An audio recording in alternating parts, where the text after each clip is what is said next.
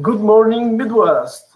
Good morning, United States, and good afternoon, Central Europe. My name is Michał Rzeźnik, and I'm the head of the Foreign Trade Office in Chicago for the Polish Investment and Trade Agency. We are pleased to welcome all of you to the Midwest V4 Investment Forum, whether you are in the United States, in Central Europe, or anywhere in the world. As part of celebrations of the 30th anniversary of establishing the Visegrad Group, as well as the Polish presidency in the alliance, the Polish Investment and Trade Agency is delighted to partner with the Consulate General of the Republic of Poland in Chicago, as well as the Embassy of the Slovak Republic in Washington, D.C., the Consulate General of the Slovak Republic in New York, the Consulate General of Hungary in Chicago, the Consulate General of the Czech Republic also in Chicago, the Slovak Investment and Trade Development Agency, SARIO, Czech Invest, and the U.S. Department of Commerce, all contributing to this unique event. We welcome representatives of our numerous corporate and institutional partners, including LOT Polish Airlines, Wałbrzych Special Economic Zone, InvestPark, World Business Chicago, Indie Chamber, Chicagoland Chamber of Commerce, Polish American Chamber of Commerce, Select Chicago, and many, many others. And now, without further ado, please welcome Madame Consul Małgorzata Bąk-Guzik, Consul of the Republic of Poland in Chicago, who will deliver the welcoming remarks. Madame Consul, the floor is yours. You're unmuted.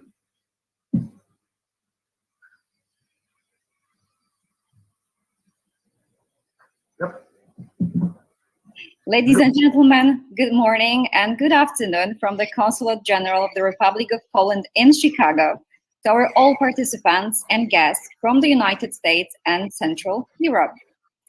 It is my great pleasure to welcome all of you at the Midwest V4 Investment Forum, organized to mark the 30th anniversary of the establishment of the Visegrad Group, made up of Poland, Hungary, Czech Republic, and Slovakia, known as the V4. The V4 Group is not an organization, but a specific flexible mechanism for multilateral cooperation. The work of the group is coordinated by the rotating annual presidency currently held by Poland, actually until the end of this month. Today's investment forum is the first project of its kind held in the Midwest region, aiming to introduce the V4 concept and making it more recognizable around the Midwestern United States. We strongly believe that the forum would become a specific platform and a strong impetus for American investors and entrepreneurs to share knowledge and best practices with their European counterparts. The forum aims to strengthen cooperation between the V4 countries and the United States, and above all, to familiarize the American business community with the achievements of and opportunities for cooperation with Poland, the Czech Republic, Hungary, and Slovakia. Before we get started, let me share with you some organizational details regarding the forum itself. So, the forum is composed of three main components, followed by a networking session. In part one, consuls of V4 countries will introduce you briefly to the Visegrad 4 concept, including its history, structure, and key accomplishments. In the second segment, the U.S. Department of Commerce representative and V4 countries' trade commissioners will present business opportunities in regions they represent. Finally, in part three, we will be hearing from the industry leaders as they share their insight on technology, innovation, and collaboration. Ladies and gentlemen, I wish you a productive and fruitful time, and I hope that your participation in the forum will also bring a practical perspective into your business activities. I will meet you again in a moment But before that, I'm honored to invite you to listen to the introductory address of the Minister of Foreign Affairs of Poland, Mr. Zbigniew Rau, inaugurating the forum on behalf of the Polish presidency of V4. Thank you.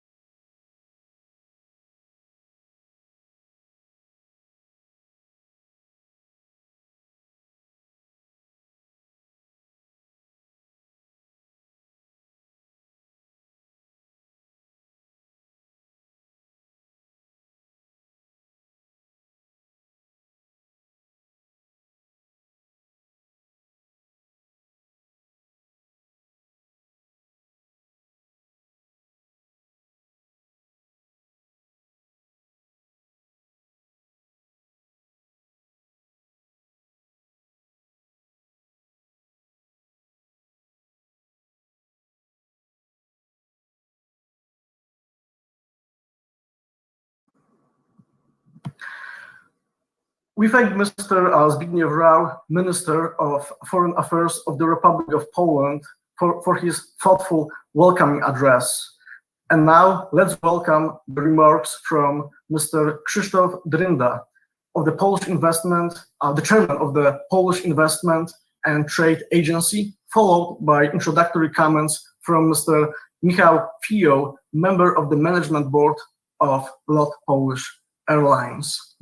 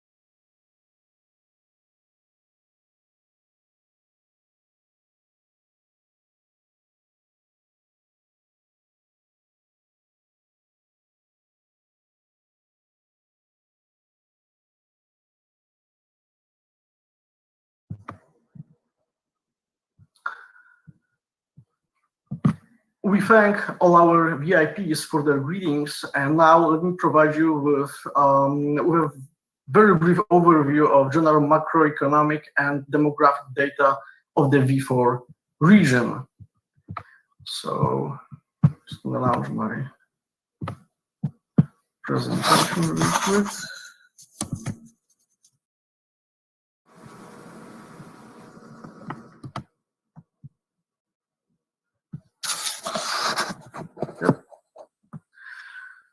So, as you can see on the slide, the Visegrad Group, also known as Visegrad 4, or simply V4, consists of 4 European Union countries located in Central Europe. These are Poland, the Czech Republic, Hungary, and Slovakia. Before the Consuls General go into further depth, I want to give you a few points on what makes the region so special to the perspective of a business person or potential investor. First of all, the location of the V4 countries is very strategic. By land, we have major transportation routes connecting Western and Eastern Europe. By sea, we have the Danube River and Baltic Sea connecting to other major ports in Europe and around the world. By air, you have access to multiple major airports servicing over 100 million passengers a year. And this is expected to double over the next 10 years. Also, when we look at the economic growth and market size, the V4 region is the fastest growing region in the European Union in terms of GDP growth. We have a combined market of 64 million people, and GDP per capita is approximately $21,000 and growing. And this means that we are a large, expanding region with an increasing amount of disposable income. As an American seller, you will find less competition than you would in the Western European states, and your products will be well received there. This is the region that is often overlooked as a strategic business destination by many companies due to their unfamiliarity of its potential. On the other hand, as an American buyer, you have the opportunity to easily obtain goods and services that are less expensive than in Western Europe, but are of the same or higher quality. Many people don't realize that when they buy German or Italian products, for example, they are often private label goods that are made in the V4 region. Finally, as an investor, the V4 region offers the best incentives in the EU for your brownfield and greenfield investments. And we have a highly educated workforce with great language skills. Now that we have an understanding of what the V4 region looks like as a whole, from a business perspective, I would like to invite Madam Consul Małgorzata Bąk-Guzik of the Consulate General of the Republic of Poland in Chicago, who will be moderating the Consul General panel discussing the region's structure and goals, history, cooperation, and key accomplishments over the last 3 decades, such as the International Visegrad Fund.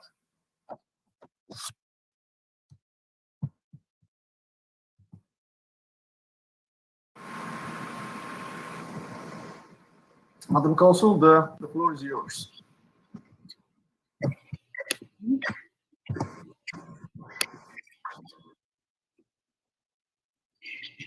So I'm truly delighted to welcome all the participants of the first part of our event.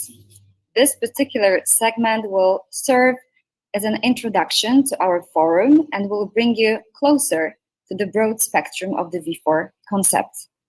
I would like to give a especially warm welcome to my fellow panelists, Consul General of the Czech Republic in Chicago, Mr. Jaroslav Kantorek, Consul General of Hungary in Chicago, Mr. Tamas Kovac, and Acting Consul General of the Slovak Republic in New York, Mr. Matej Salon.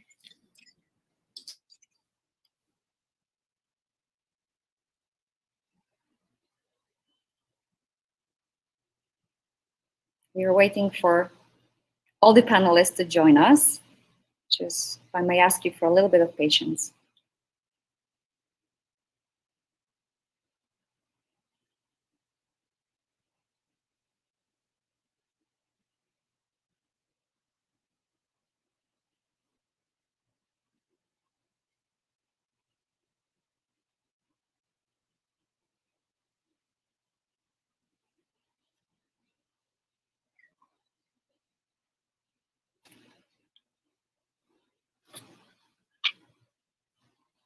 So dear colleagues, thank you so much for your presence, your involvement and excellent partnership. Let's start then. So what exactly is the V4? As I have already mentioned, the V4 group is not an organization, but a specific flexible mechanism for multilateral and regional cooperation of 4 countries of the Central European region: Poland, Czech Republic, Hungary, and Slovakia. We are all connected, not only by the close neighborhood and similar geopolitical conditions, but most importantly, common history, tradition, culture, and values. The main concept behind establishing the Visegrad Group was an idea of intensifying a cooperation between countries of the Central European region in the field and in the field of building democratic state structures and the free market economy, and in the longer term to participate actively in the process of European integration. The Visegrad Group was formed on 15th February 1991 when the President of Poland, Lech Wałęsa, President of the Czechoslovak Republic, Václav Havel, and the Prime Minister of the Republic of Hungary, Josef Antall, signed a joint declaration in the Hungarian city of Visegrad, defining the goals and conditions for mutual cooperation. The V4 countries cooperate on various levels, in their own circle, within the framework of the European Union, in forums of other international structures and organizations. Cooperation within the V4 is a continuous political dialogue, including meetings at the level of presidents, prime ministers, ministers of each state. The V4 countries also cooperate with third countries using the V4 plus formula. The only fully institutionalized form of cooperation of the V4 is the International Visegrad Fund based in Bratislava, but we will learn more about it from the Council of Slovakia. Visegrad cooperation is comprehensive and diversified. It comprises so many areas that it will be difficult to list them all. But examples include connectivity, digitalization, as well as cultural, educational, and scientific exchange. The priority areas of cooperation have been listed lately in the anniversary declaration of V4 Prime Ministers in Krakow this year: society, economy and innovation, environment, energy and transport, internal and external security, international cooperation and solidarity, V4 cooperation in the digital sector. When Poland took over the rotating presidency of the Visegrad Group for the 6th time last year in July, in the middle of the pandemic, it chose "back on track" as the motto for the period of the whole chairmanship. The motto reflects the goals of the Polish presidency: return to growth, normality, people-to-people contact, and economic recovery after the pandemic. However, going through the history of the Visegrad Group, this motto perfectly describes all the 3 decades of the group's existence. In fact, the main idea behind the establishment of V4 and the common goal of the cooperation was to repair the damages to our economies, societies, and institutions caused by the 40 years of communism. V4 Alliance definitely helped us return to the European path, and now after 30 years of hard work, we are proud to be back on track again. Undoubtedly, the V4, through the last 30 years of operating, has become an example of an economic success and model of regional cooperation to follow. It is also worth noticing that the first 2 decades of the last century more or less doubled its GDP per capita, and in 2019, the economic growth for V4 countries was from 0.8 to 3.1 percentage points higher than for the whole European Union.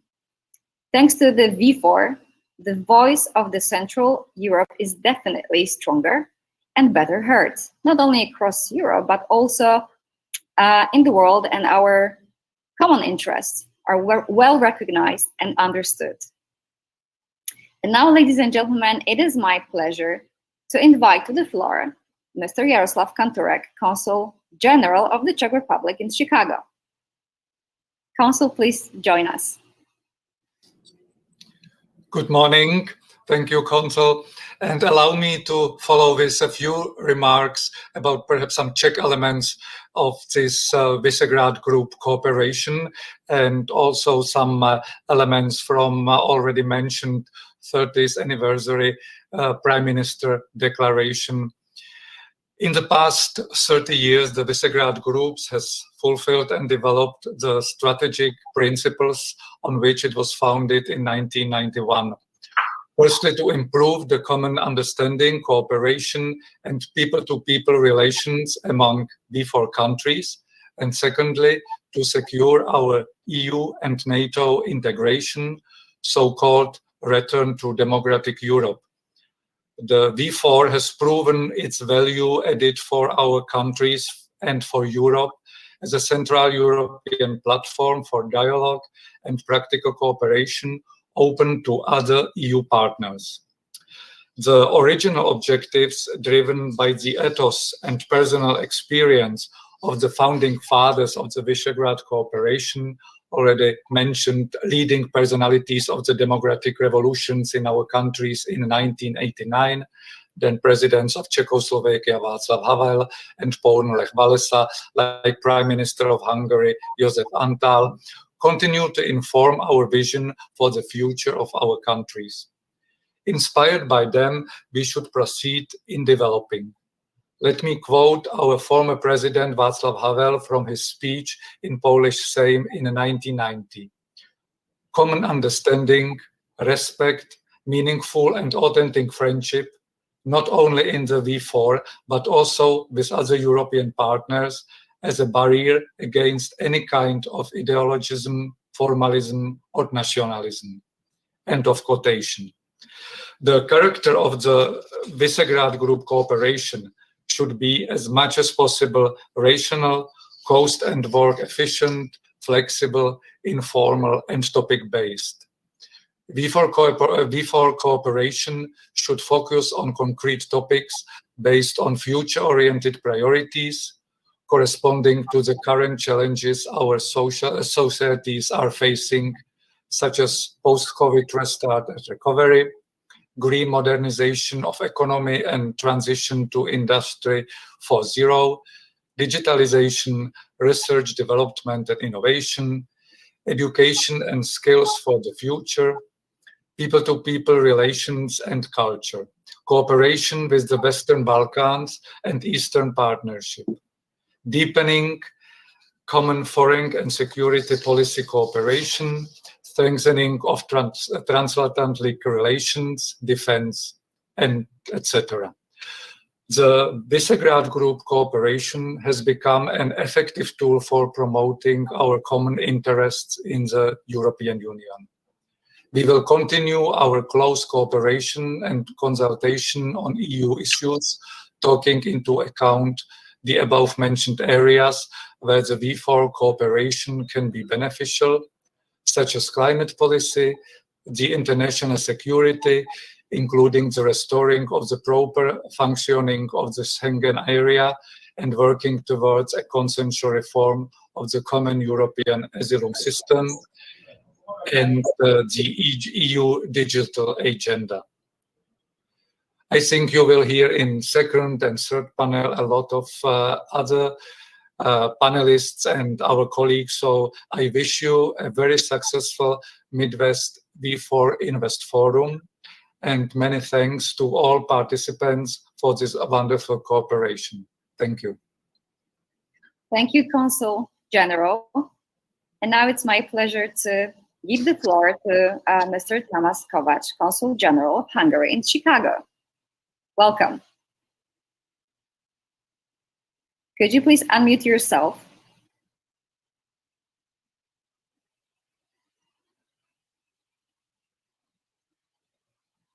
Consul General?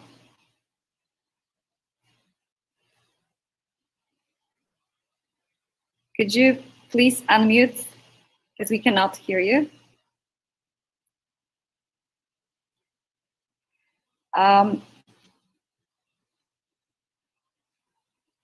Consul Mari Salon, may I invite you to take the floor for now so we can sort out the technical issue that we have. So, could you please take over? Good morning from New York. Thank you, Consul General, for your words. My name is Maciej Salem. I'm the Deputy Consul General of Slovakia based in New York. I would also like to add a couple of words on the occasion of the 30th anniversary of the Visegrad Group. The Visegrad Group, also referred to the V4, it is an important pillar in Europe's reunification and a symbol of successful political, economic, and social transformation. Since 1991, the V4 cooperation has developed into an excellent example of efficient regional format based on shared values of democratic principles, human rights, and fundamental freedom and cooperation in many areas. Supporting context and cooperation between our people and civil societies is crucial. It is worth mentioning two areas where Visegrad cooperation meant a change for our region. First, it has significantly helped to achieve the common goal after 1989, the return of the V4 countries back to the Europe, and at the same time, made a significant contribution to the cultivation of our regional and good neighborly relations. Today, V4 countries represent a strong industrial investment and export potential within the EU, and convergence of our economies is successful. V4 countries' policies and institutional reforms generated strong and stable economies, which have also been attractive for foreign investment. The V4 is determined to contribute to the success of secure, prosperous, and stable EU, composed of strong member states and supported by effective EU institutions acting in line with the principles of equality and mutual respect of member states, subsidiarity and proportionality. In times of crisis like those of COVID-19 pandemic, there is a growing need for European solidarity. The Visegrad Group also shares a large part of this common history, roots, tradition, but at the same time, they are diverse enough to provide unique experiences, point of view, and each of the countries offer distinctive expertise. The 30th anniversary of the Visegrad cooperation, which we commemorate this year, presents a special opportunity to look back and reflect on the prospects for the future. An important part of the collaboration is undoubtedly the International Visegrad Fund. At the proposal of the Slovak Republic, the International Visegrad Fund was established in Bratislava, capital Slovakia, 21 years ago. It remains one of the most successful V4 shared projects, with almost 100 million euro allocated to thousands of programs and scholarships. Let me mention that the fund is the only fully fledged international organization with its seat in Slovakia, capital Bratislava. The fund is the only institutionalized form of cooperation of the V4 countries. The fund was entrusted with the task of facilitating the development of closer cooperation between the citizens of the region by providing grant support to civic initiatives and promoting mobility between culture, educational, and scientific institutions through study and artistic exchange and input. Within Visegrad Group, as a grouping of 4 equal and sovereign states, we work on many joint projects in areas of security, infrastructure, healthcare, energy, or culture, but also many others. Therefore, we attach a great credit to the fund. During its existence, it has processed more than 6,000 grant projects and awarded almost 3,400 scholarships with the total value exceeding 96 million euro. As a part of strengthening the region's internal cohesion, it supported more than 3,000 entities implementing its projects in more than 600 cities within the V4 group. The primary mission of the fund is to stimulate cooperation between citizens, non-governmental organizations, public and educational institutions, and non-profit organizations within the Visegrad Group, and beyond through projects and grants. It spreads democratic values and supports civil society not only in our region, but also in the countries of the Eastern Partnership and the Western Balkans. The International Visegrad Fund has also a connection to the United States. The fund launched one of its most prestigious programs for artists, the Visegrad Art Residency Program in New York, starting from year 2011.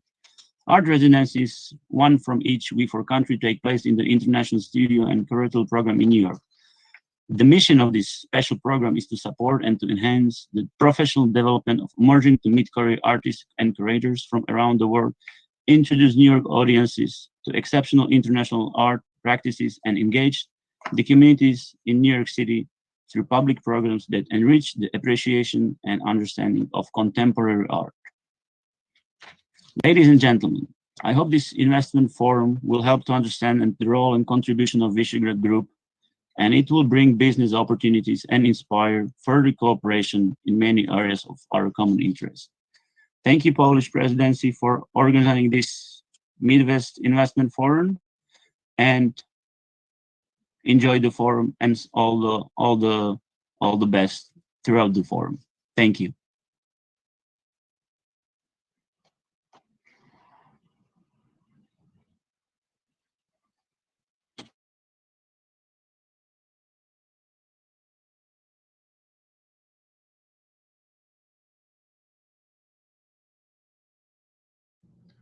Okay, so I think it's my turn.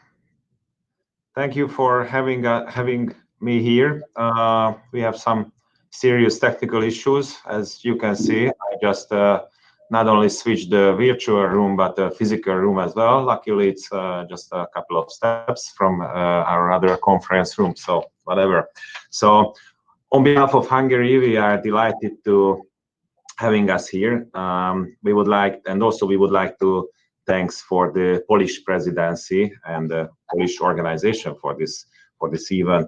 The V4 contacts with there are some couple of things I would like to point out. First of all, that the V4 contacts with third countries also, not only to each other.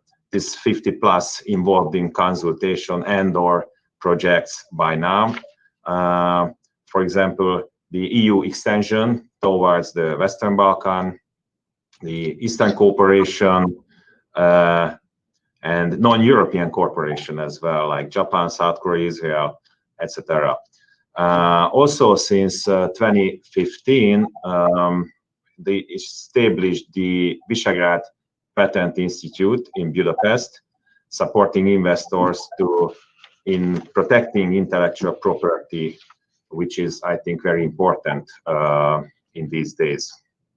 Also, we have at the Midwest region an MOU of the V4 Chambers of Agriculture with the Indiana Farm Bureau since 2010, which I think it's really important to cooperation with this agriculture region. So what are the results of V4s in the last 30 years of cooperation and the outlook for the future from Hungarian shoes? 30 years of V4 cooperation have shown that the V4 group has a significant added value for both the four countries and Europe as a whole. In the post-COVID and the post-Brexit Europe, the V4 will be a main contributor to shaping the continent's future, I'm pretty sure. The future possibilities of the V4 cooperation were summarized by the Krakow anniversary declaration of the prime ministers in this year, in February. We have much to accomplish in connecting of our infrastructures and supporting the Western Balkan Partnership and the Eastern Partnership.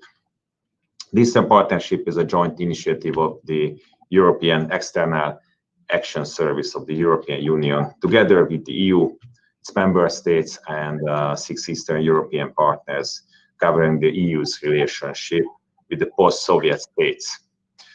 So since 2010, we achieved some very important things like the north-south transportation and energetic infrastructure, including planning high-speed railway connection. Also achieved a defense corporation, R&D corporation, and in innovation as well. Plus organized some summits with Israel, Egypt, and Morocco. In 2021, created the virtual digital project office, and most importantly, I'm pretty sure you agreed with me, had the first V4 and US Secretary of State meeting in Brussels. Also, the countries had a bi-weekly online consultation of V4 expertise, the post-COVID and post-Brexit Europe. Now let's speak a little bit of the projects of the Hungarian presidency coming from the 1st of July. First of all, many thanks again for the Polish presidency. And we think it's important, V4, to contribute to restarting the EU's economy after the pandemic. Strengthening the EU cooperation for maintaining the content stability and security, shaping its future. Also support to regional infrastructural development, digitalization, innovation, maintaining sustainability, and deploying responsible policy for protecting the climate regarding our children. And also to continue for partnership with countries in Europe and beyond. And just most recently, yesterday, Hungary decided to reopen its Schengen borders from June 24, unless the coronavirus pandemic takes a turn for the worse, of course. So according to plans, all 36 borders crossing with Slovakia would open next week. Yeah, we have borders only with Slovakia, not with the Czech and Poland, of course. Also, people living in countries and regions neighboring Hungary would be able to receive vaccines from Hungary, because Hungary had the fastest and most successful vaccination drive in Europe, with 60% of the country's adults having been vaccinated. So further steps can be taken now towards normal life.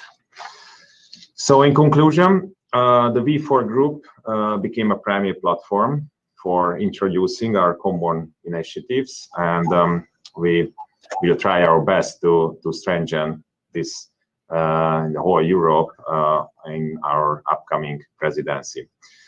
Thank you for your kind attention, and I can't wait to hear other speeches. Thank you.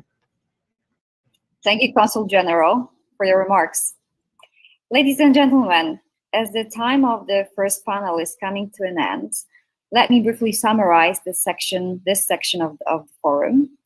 I think that we all agree that the past 30 years have shown that the Visegrad Group is one of the most durable and effective formats of regional cooperation, not only in Europe. We've come a long way together, from Soviet domination to being active and credible members of the European Union and NATO, from an inefficient, centrally controlled economy to one of the greatest economic success in the world, from being an object in the international relations to the empowerment. Now I'd like to sincerely thank you for your time and attention. I'm hoping that through this panel, we were able to bring you a little bit closer to the main concept of the V4 Alliance and to give you a better understanding of its functionality. I hope you will enjoy the rest of the forum. Many thanks to my fellow panelists for your participation and being with us. Thank you so much.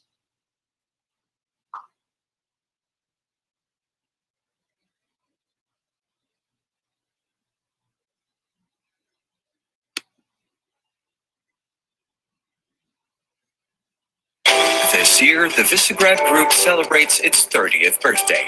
We have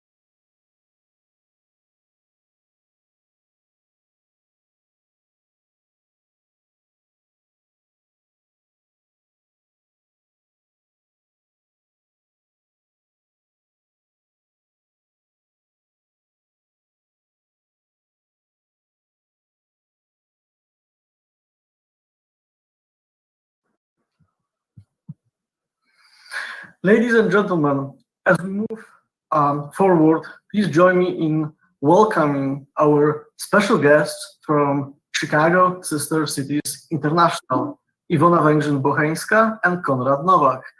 They will be opening the second part, Business and Investments, of our meeting today. Iwona works for the state of Illinois as Senior International Trade Specialist at the Office of Trade and Investment. She develops strategic recommendations for promoting Illinois companies internationally. Iwona works with a variety of multinational organizations to enable successful change between and among businesses. She advises Illinois companies on potential international business opportunities, strategies, and best practices in the European market. Konrad Nowak is an attorney with a diverse national practice. He frequently represents clients in high-profile, sensitive litigation, but at the same time is committed to counseling clients in their day-to-day affairs and transactional matters. Ladies and gentlemen, please welcome Iwona Węgrzyn-Bocheńska and Konrad Nowak. Good morning, Michael. Thank you very much for inviting us. Such a pleasure. This is absolutely wonderful conference. Thank you all the speakers, participants, sponsors. Visegrad countries are very close to my heart. And probably you know, many of you who know me, that I was born and raised in Warsaw, Poland. Then I left Warsaw to study Hungarian language and literature in Budapest and Debrecen. So I spent some time there in Hungary working for film production, television. And then in my current capacity as international trade specialist, I took numerous trade missions to Visegrad countries, promoting the region and introducing Illinois companies to wonderful opportunities that exist in all Visegrad countries. So this conference is such a perfect fit in terms of my heart, my love, my interest, my appreciation for the region. And I agree, strongly agree with consul generals, whatever we've heard about Visegrad countries, that they came such a long way. It wasn't an easy way, it was an uphill battle, but I'm very proud, not only for Poland, but I'm very proud of all V4 countries, because people are hardworking, business opportunities are tremendous, well-educated workforce, and huge level of commitment when it comes to freedom, democracy, promotion of values that are so universal and important to us here in the United States. Also, I represent a very special organization that brings all of us together, not only Visegrad countries, but a number of countries worldwide, called Chicago Sister Cities International. I am a co-chair of Warsaw Committee, and we work closely with Konrad Nowak, promoting all kinds of cultural events, business events, making sure that people who, for whatever reason, decided to live outside of V4 are still strongly connected and contribute to the benefit of the region and also our lovely city of Chicago. Warsaw was the first sister cities, and this relationship goes back 61 years. My God, it is older than many of us, yes, here on this conference call, but it tells you a lot about traditions and about strong ties that city of Chicago has with Poland. Another sister city that is very important is Prague. And also, I hope one of these days, Budapest and Bratislava gonna join us. Thank you, ladies and gentlemen. And now I would like to ask Konrad Nowak to highlight some of our activities. Thank you. Well, good morning, everyone, or good afternoon, depending on where you're joining us from. As Iwona said, first of all, thank you for our organizers, the partners, the consuls general who joined us from Hungary, the Slovak Republic, the Czech Republic, and of course, Poland. What an exciting time it is right now in the V4. And as we see really the world coming out of this pandemic stronger with greater systems, so many economic systems have been tested and survived, and we are all excited to hopefully one day be engaging each other in person, and we know that that is coming soon. As Iwona said, I have the pleasure of serving with her as the co-chair of the Warsaw Committee of Chicago Sister Cities International, and also serving as a member of the advisory board for that organization.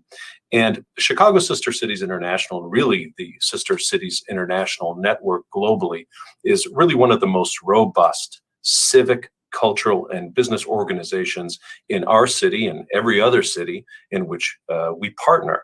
And our members are not only active in our local communities, but they are true global citizens that have their hearts in two places, where they reside here in the United States and in many of the V4 countries that are joining us here today.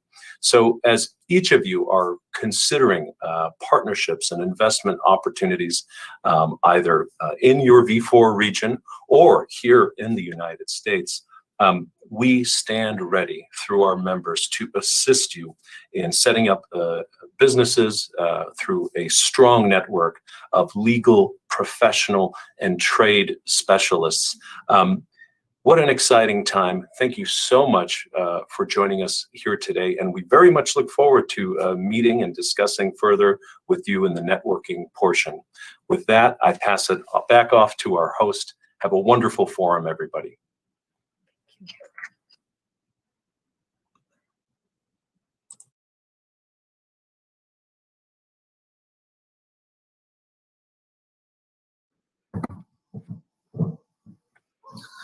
We thank our special guests from Chicago Sister Cities International for their address. And now, please join me in welcoming Mr. Ryan Wallace, Senior International Investment Specialist at the U.S. Department of Commerce, who will share with us insights about business and investment opportunities in the United States.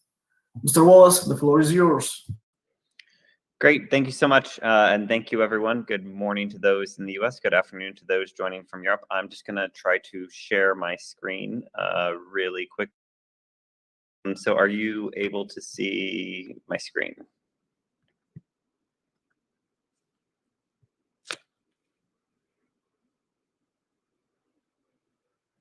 Is anyone just tell me if you're able to see this?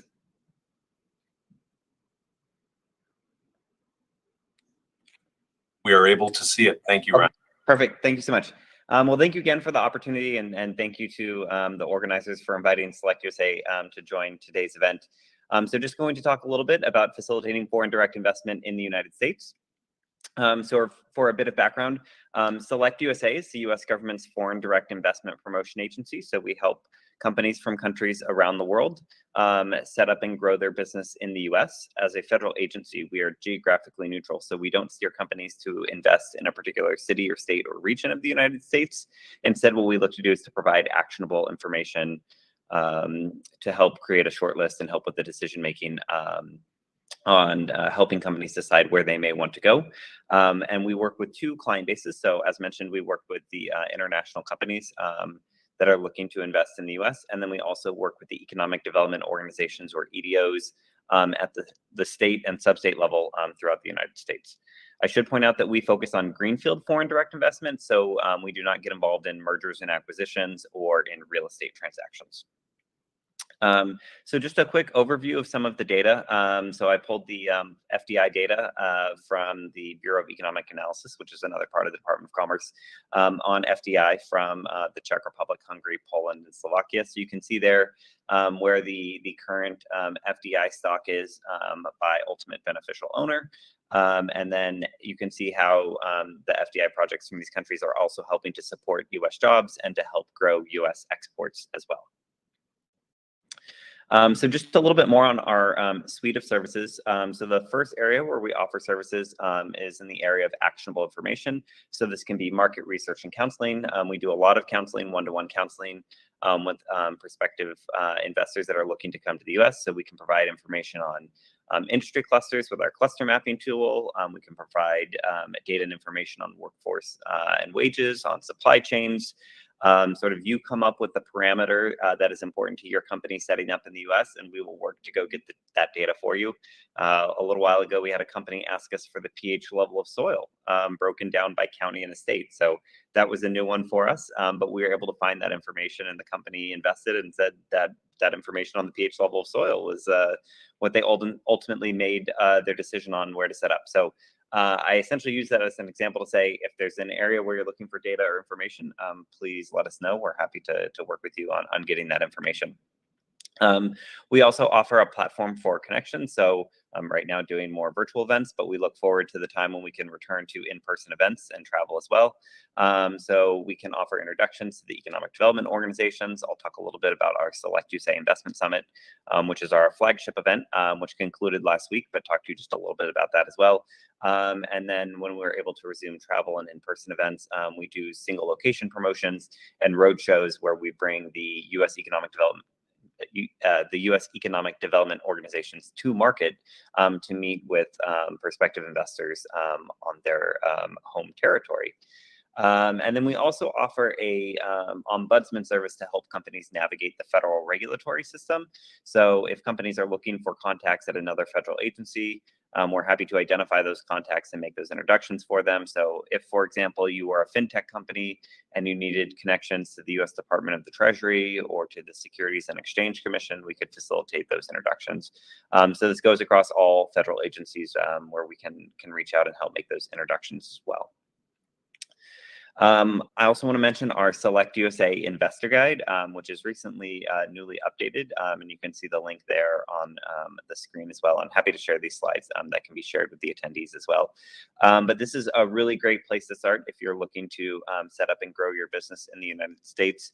I think there's now 12 or 14 chapters that cover all of the frequently asked topic areas from different business structures and business formation, taxes and accounting, visas and immigration, opening a bank account in the US. And each of these chapters is written by a different service provider who's an expert in the field, and sort of really goes in depth into a lot of the frequently asked topic areas. But at SelectUSA and with our colleagues at the US Commercial Service, we're always happy to engage with companies to answer their questions one-on-one as well.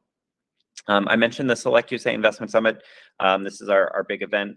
We just finished last week. We had, it was all virtual this year. Typically it's in person, but we had more than 3,400 attendees from 80 international markets.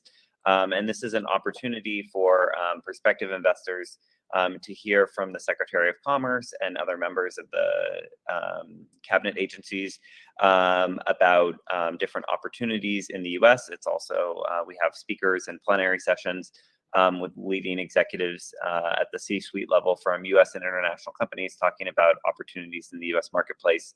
But really, it's a great opportunity for companies that are looking to come to the US to have one-to-one meetings with the economic development organizations, either at the state level or at the city and county level, to hear more about what each community has to offer companies looking to expand to the US. So just briefly, here's my contact information. You can also, if you're interested in setting up in the US, feel free to reach out to the commercial section at your nearest US embassy or consulate. We work very closely, as I mentioned, with our US Commercial Service colleagues, and we are here to help. All of our services are completely free and business confidential, but happy to stick around and answer any questions that there may be in the Q&A. Thanks so much.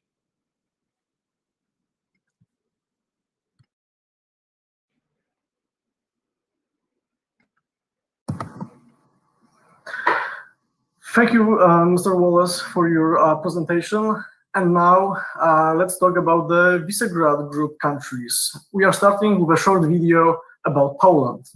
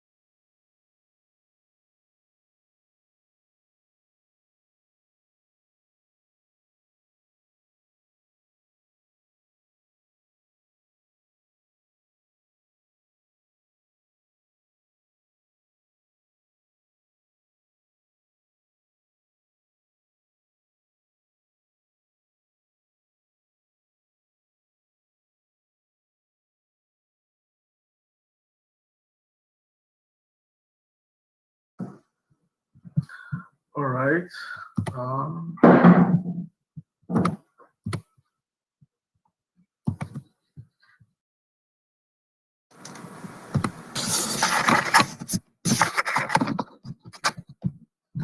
So, hope you enjoyed this short video discussing major Polish industries. And in case you're still not convinced whether Poland is your business partner, in the next few slides, I will be going over other aspects that were not covered in the movie. So, let me just move to the. Oh, good. Now, okay. So, what are the main factors for investors to choose Poland? As discussed earlier, the number one factor is the location and excellent connectivity with Europe and the entire world. You can find airports servicing domestic and international flights in as many as 13 major Polish cities, 4 of them servicing intercontinental flights. The internal connectivity within Poland is also excellent, mostly due to its modernized highway and railroad systems. In terms of population, Poland is the largest country in the Central Eastern Europe and 5th largest in the European Union after Germany, France, Italy, and Spain. 60% of our population lives in cities, and 22 million Poles are of working age, which also constitutes 60% of Polish population. Now, the economy of Poland is another major factor why Poland is chosen by foreign investors. Since the beginning of the economic transformation that started in the early 1990s and until the COVID-19 pandemic, Poland never experienced an economic recession. Even during the 2009 and 2010 crisis, Poland was experiencing positive GDP growth. Despite the pandemic, Polish GDP negative growth was one of the last severe in Europe during the pandemic, with a decline of only 2.7%. When it comes to new investment projects, every investor coming to Poland can rely on various incentives. We provide cash grants for new strategic projects to both Polish and as well as foreign investors. Also, corporate income tax exemptions of up to 15 years if certain criteria are met, as well as real estate tax exemptions. In addition, there is local financial and training support available, as well as EU funds for innovative and R&D projects. In 2018, Poland adopted the new Investment Support Act, and the new law provides that all the areas located for business activities in Poland are turned into a single investment zone, equaling to almost 100% of Poland's investment space. Consequently, the new law expands the availability of tax incentives. The new regulations, which have cancelled local limitations, provides incentives to both Polish and international investors, especially those small and medium size. As can be seen on the slide, the entire country is divided into 14 special economic zones responsible for granting corporate income tax exemptions based on location, as well as other qualitative and quantitative criteria. Now, this slide presents the total value of American investments in Poland, which is approximately $63 billion. Over 1,500 companies together create approximately 300,000 jobs for the Polish economy. Over the last decade, American companies have doubled their employment in Poland. The United States is the second most important source of investment capital in Poland. They are responsible for 11% of total direct investments. The next two slides present some of the specific companies that we've been talking about. Here's a partial list of US companies. American investors are primarily looking for long-term stability and security. This is by far the most important criterion considered before deciding to allocate capital. Poland is perceived as an attractive place to invest. This is especially true in the current geopolitical context, as businesses are looking for alternatives to China. By the same token, the United States is one of the most attractive destinations for Polish investors. Here are some Polish companies that are succeeding in the Midwest.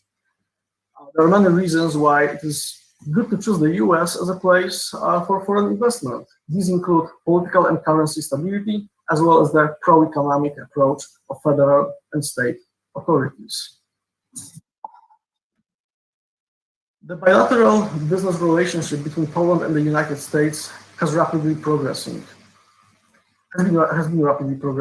And as you can see on the slide, during the last decade, the total trade between both countries has tripled. This trend clearly confirms the stable growth in trade and progressing economic cooperation between Poland and USA. During this period, Poland climbed as many as 20 places in the ranking of US economic partners. Just before the pandemic, Poland was the United States' 10th fastest growing trade partner with a 7% overall growth. The main categories of products shipped to the United States are mechanical and electrical machinery and equipment, precision measuring instruments, aviation parts, including turbojets, turboprops, and glider parts, automotive parts and accessories, medical and orthopedic equipment, furniture, and food products. Imports from the United States in turn involves airplanes, helicopters and their parts, machinery and equipment, radio and television equipment, medical and pharmaceutical products, and natural resources such as liquefied natural gas, LNG. Cooperation in the field of energy is of great importance. The United States supports Poland in its efforts to diversify the sources of energy supplies, mainly gas. In recent years, Poland has concluded several significant contracts for the purchase of American LNG, the supplies of which will increase after 2022. Intensive cooperation in the field of nuclear energy is also planned. Thank you for your attention. I hope you enjoyed the presentation. And now please welcome Mr. András Juhász, Trade Commissioner at the Consulate General of Hungary in Chicago.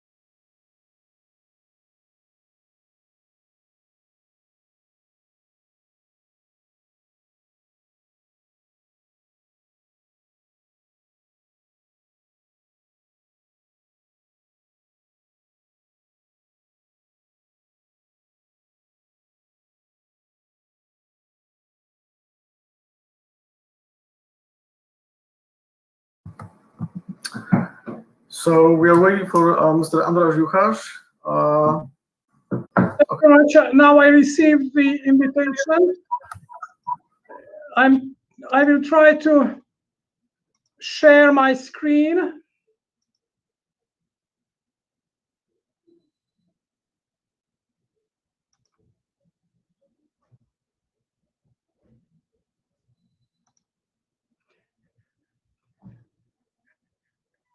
Do you see my screen now? Excuse me, or not yet?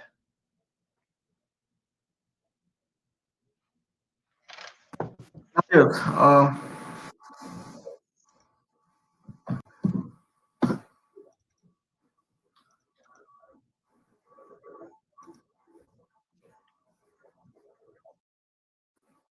Okay.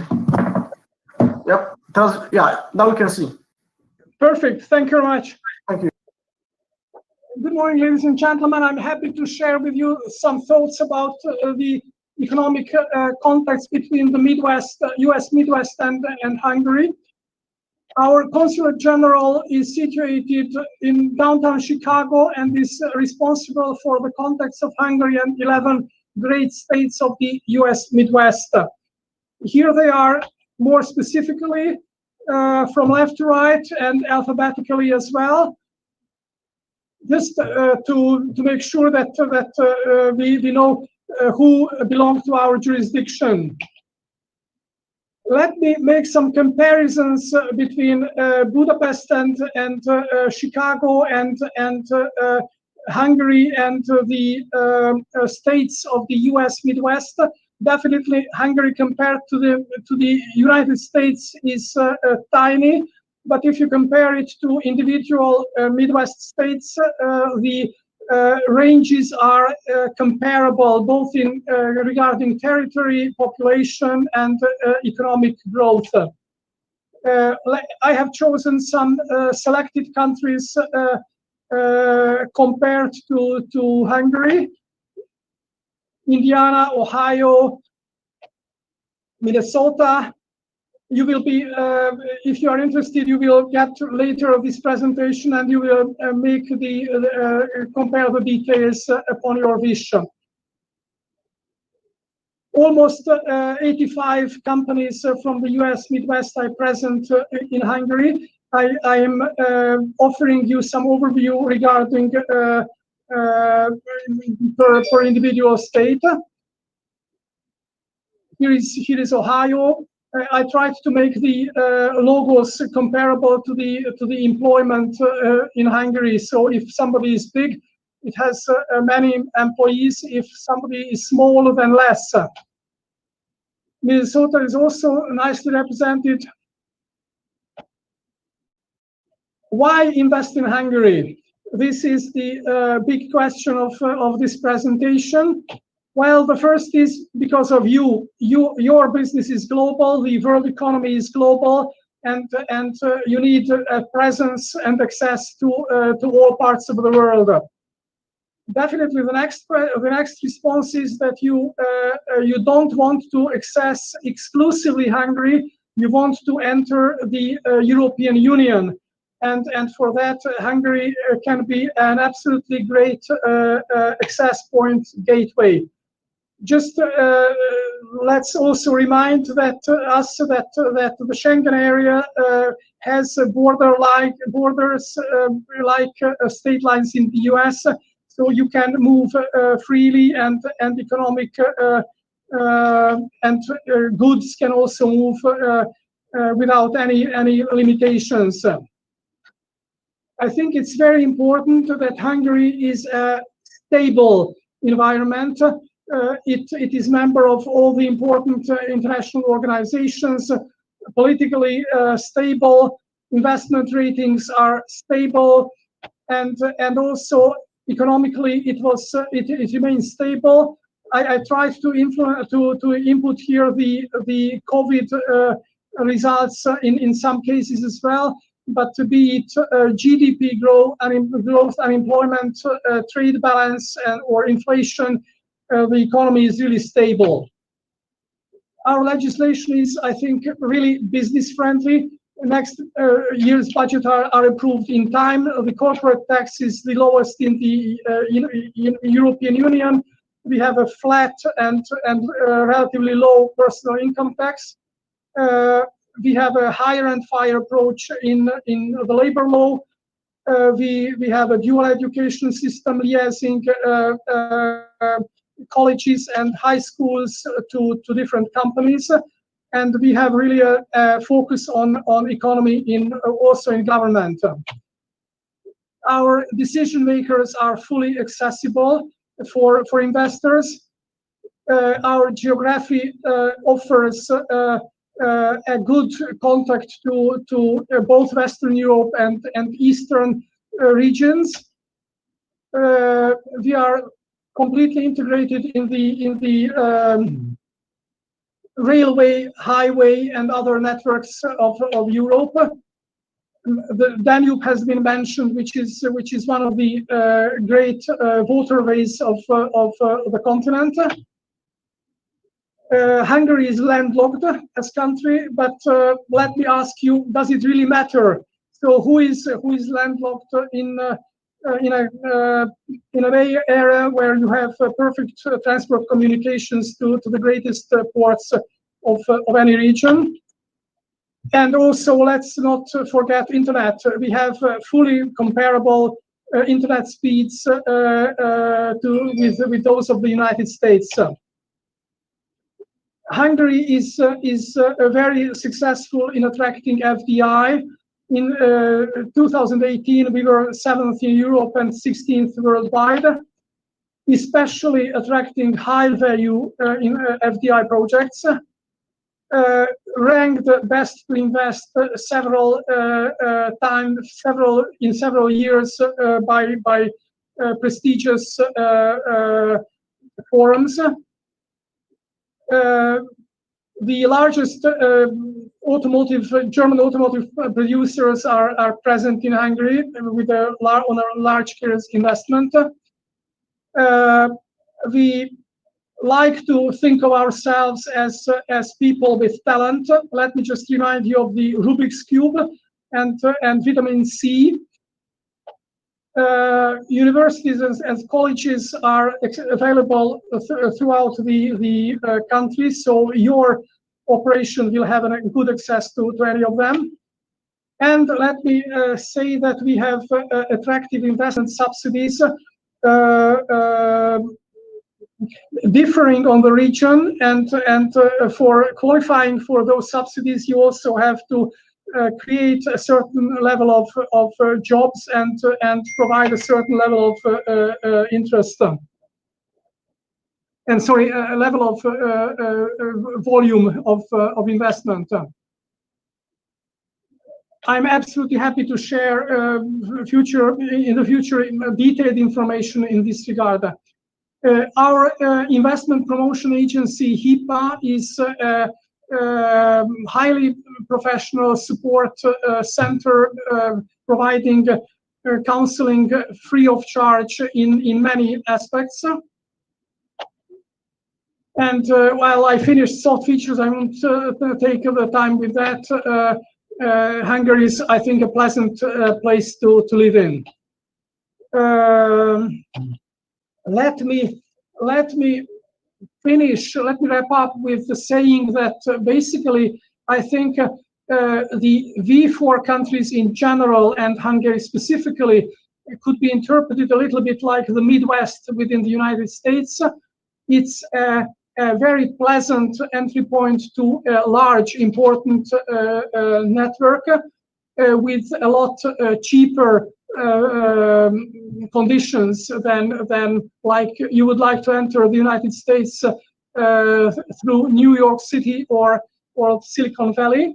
The environment is stable, and you can reach investment subsidies up to 50% of your investment. So if you have any idea about an investment, please let me know, and I will be at your kind disposal at any time. Thank you very much for your attention.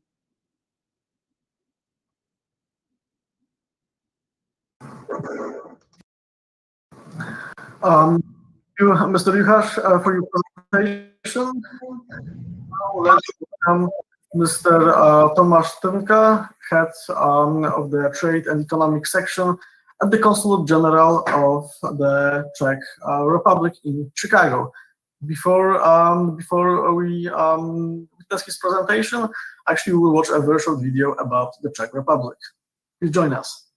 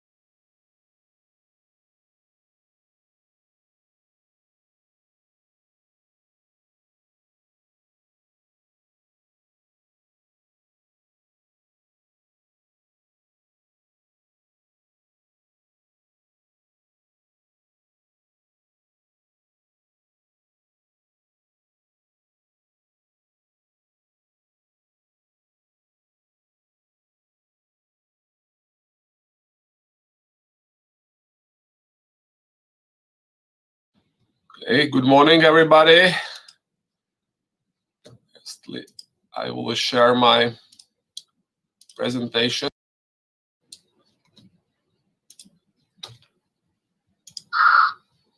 Hopefully you can see it. So good morning, everybody. Let me introduce, my name is Tomáš Trnka and I work for the Consulate General of the Czech Republic here in Chicago. And today, as everybody, I want to focus on two main subjects. So firstly, I want to introduce and present why to come to the Czech Republic and invest in the Czech Republic. And secondly, I want to focus on main sectors in the Czech Republic where we see potential for some investment. So firstly, why to invest in the Czech Republic? Why to come in the Czech Republic? So as all other V4 countries, main reason is strategic location in the center of Europe and very well developed infrastructure. So that's reason number one. Second reason why to come to Czech Republic, we are, as other V4 countries, member of the Eurozone, of European Union, but not Eurozone, that's only Slovak Republic. This gives the country excellent access to European market and also positive and stable international position. Here, speaking about currency, we still keep our Czech crown, but it's a very strong currency, very stable. I wouldn't say strong, but stable. And we have a very strong banking sector, and it's very competitive. For the American investors, I think good message is that we have US financial houses in the Czech Republic. There are two banks, two financial houses, at Citigroup and GE Money Bank are present in the Czech Republic. Another reason to come to the Czech Republic is a long history of industrial production. And we see in this sector a great potential in the future, as you will see in my other slides. Another reason is we have skilled and well-educated workforce, which is still available for competitive cost. Not very cheap as it was in the past, but still very competitive cost. Another reason, in the last couple of years, there is a strong focus on R&D development, investment, and it's about 2% of GDP today, and it will grow in the future. Another reason is we have a proven success of multinational companies present on the Czech market, and there is experience of about 350 American investment, as you will see in other slides.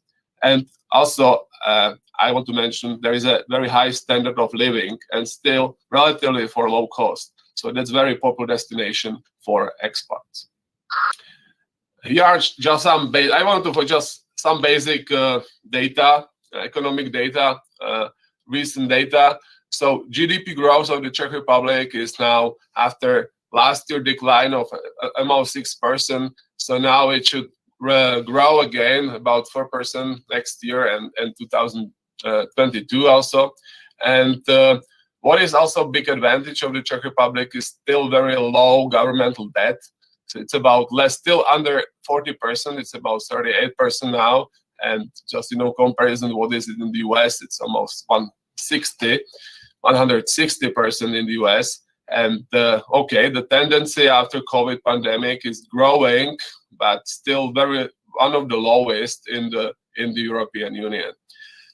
Speaking about GDP per capita, I found the data on OECD database, so a little bit different than what was presented here by Michal, but the GDP per capita in the Czech Republic is $41,000, which is more than, for example, in Italy, Spain, and Israel. And I'm very surprised. It's very close to what is the GDP per capita in the United Kingdom, but still falling behind the US, there is over $60,000 per year. Corporate tax is 90%, which is, I think, standard for the EU. And the last thing I want to say here is Czech Republic is export-driven economy. So as all other V4 countries, 80% of our GDP goes to export, mostly to the EU.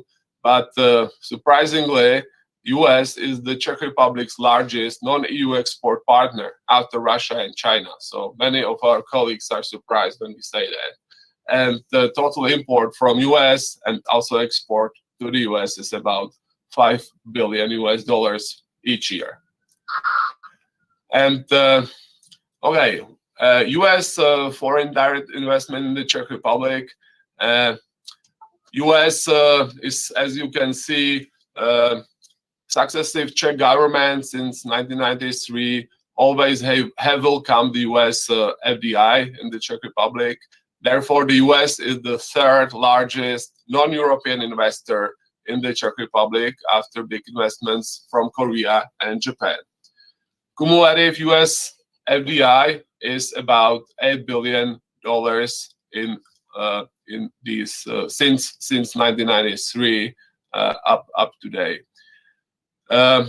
US companies are increasing their FDI in the last couple of years, and these investments help to create about 60,000 new jobs in the Czech Republic in the last couple of years. And as I said, there are about 350 foreign direct investment projects from the US in the Czech Republic now. So here are the main target sectors Czech Republic want to focus in the future, and we focus already now. So first of all, it's automotive sector and aerospace, business support services, electrical engineering, electronics, high-tech mechanical engineering, information and communication technologies, life sciences, and last, nanotechnologies and advanced materials. So I will speak about these in next couple of slides, but just let you know here, they are experts working for the Czech Invest Agency. So as you can see, you can come in touch with my colleague Matěj, who will speak in the third panel. So he works for the Czech Invest in New York office. So here are contact details. And also you can come in touch directly with the Czech Invest Agency, because for each of these sectors, there is an expert that can be able to advise on this. And also, for sure, you can come in touch with the Consulate General of the Czech Republic here in Chicago. So let's go to the sectors. So first one is automotive sector. Probably not surprising. It's not surprising. The Czech Republic is the second largest passenger car producer per 1 million inhabitants, I think, after Slovak Republic. And also in the Czech Republic is one of the highest concentration of automotive manufacturing enterprises. In the Czech Republic, we have more than half of the world's top tier 1 suppliers. And also in the last couple of years, and just recently, there is a discussion about opening at least one big gigafactory for batteries, as this latest development of electric cars is in Europe is speeding up. So that's probably the future of our automotive industry. Here you can see some of the main American investors in this sector in the Czech Republic. Another sector which has a very long tradition in the Czech Republic, it's the aerospace industry. And on top of this tradition of last maybe 100 years, I should mention here, there is a European Space Agency present in the Czech Republic. And since January 2021, it's also European Union Agency for the space program. So we have American investors already in the Czech Republic, like Honeywell Aerospace, GE Aviation, Bell Helicopters, and the others. This creates thousands of jobs in the Czech Republic. I have last minute, so I will do it quickly. So we have other sectors, as I mentioned. So business support services creates about 90,000 very high-profile, special jobs in the Czech Republic. Electrical engineering, electronics, and I would mention information and communication technologies. That's not only one way, not only investors from the Czech Republic coming, from the US coming to the Czech Republic, like Microsoft, Oracle, Red Hat, and the others, IBM, but there are also many Czech companies which are present on the US market, like Avast, AVG Technologies, Good Data. So that's a very sector which we want to focus in the future.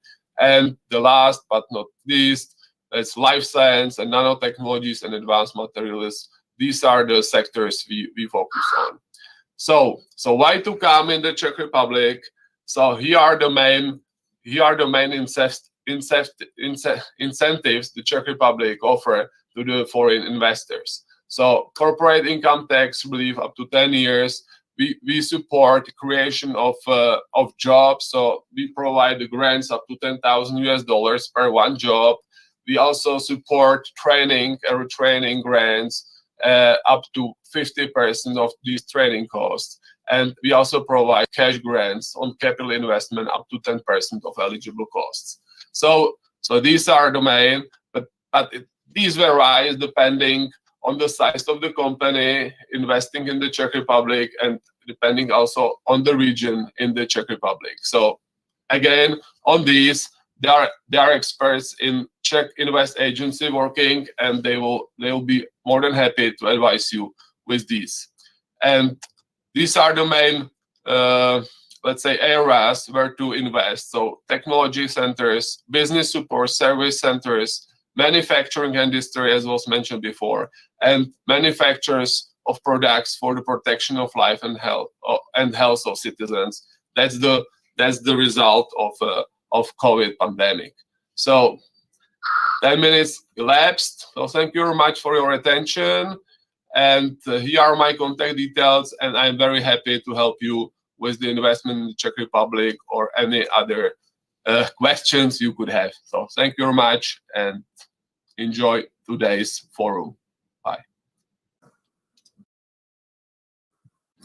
Great. Thank you, Mr. Tymka, for your presentation. And now let me introduce Ms. Monika Sobkowiczova, Economic Counselor of the Embassy of the Slovak Republic in Washington, D.C. Ms. Sobkowiczova, the floor is yours.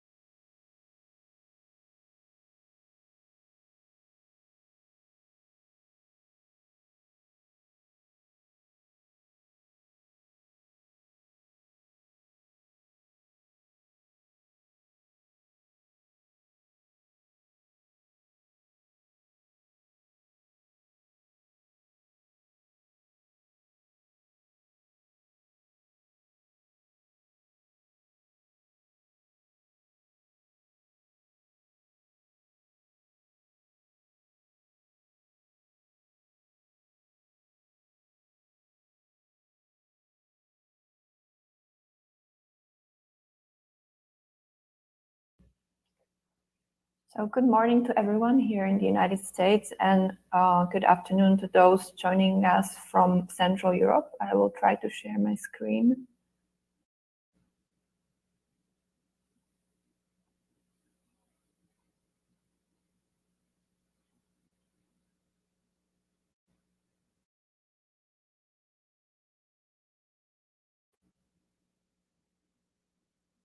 Can you see my presentation? Yes, we can, and we can hear you well. Okay, thank you. First of all, let me thank the Polish Investment and Trade Agency and Consulate General of Poland for organizing this event and investment forum. My name is Monika Sobkowiczova. I represent the Embassy of Slovakia, which is located in Washington, D.C., but I'm based in New York. My presentation will be more general, introducing briefly Slovakia's business and investment environment. During the third panel, you will hear from my colleague and from SARIO, which is our government's investment and trade agency. And our embassy works very closely with SARIO on a number of initiatives and projects. If you have any additional questions or comments, please feel free to reach out to me, and I will be more than happy to connect you with partners in Slovakia. In Slovakia, we like to call ourselves a country in the heart of Europe. That's mainly due to the location in the very center of Europe. We're a small market with a population of 5.5 million. But thanks to the very strategic location, as was already mentioned by my colleagues from other V4 countries, we are well connected to many European economic hubs, such as Vienna, the capital city of neighboring Austria, or other major cities in Germany. A few basic facts for those of you who might not be so familiar with Slovakia. We are a member state of EU, NATO, OECD, but also other international organizations. Since 2009, we use euro currency, which brings a lot of convenience to foreign investors and trade partners, such as lower transaction costs or increased economic and financial stability. Since we are also a part of European single markets as the whole V4 countries, companies that operate in Slovakia have easier access not only to customers in Slovakia, but basically to 500 million Europeans. In terms of economic growth, Slovakia is doing very well. Since 2010, Slovak economy has been growing faster than the EU average. As most of the countries in the world, we've experienced economic downturn in 2020. But for this year, for 2021, the forecasts are optimistic and our economy is expected to grow again this year. For example, according to OECD, the Slovak economy is projected to grow by more than 4% in 2021 and by more than 5% in 2022. Another important fact about Slovakia is that we are the most open EU economy. Within the EU, we have the highest export of goods to GDP ratio, which is at almost 82%. According to the World Bank ranking, ease of trading across borders, Slovakia ranks in the first place in terms of time and cost associated with logistics of exporting and importing goods.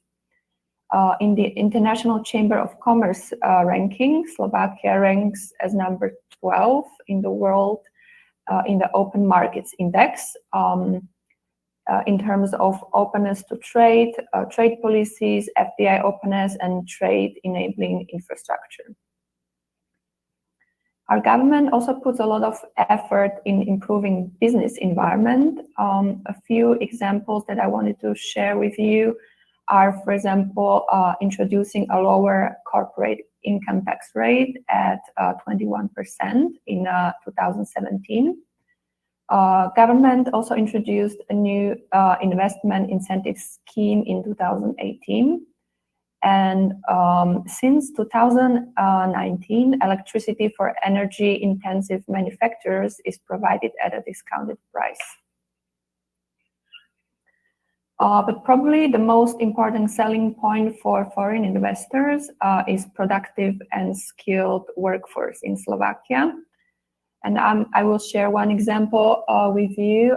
When me and my ambassador visited Northwest Indiana 2 weeks ago, we had a meeting at US Steel plant at Gary Works.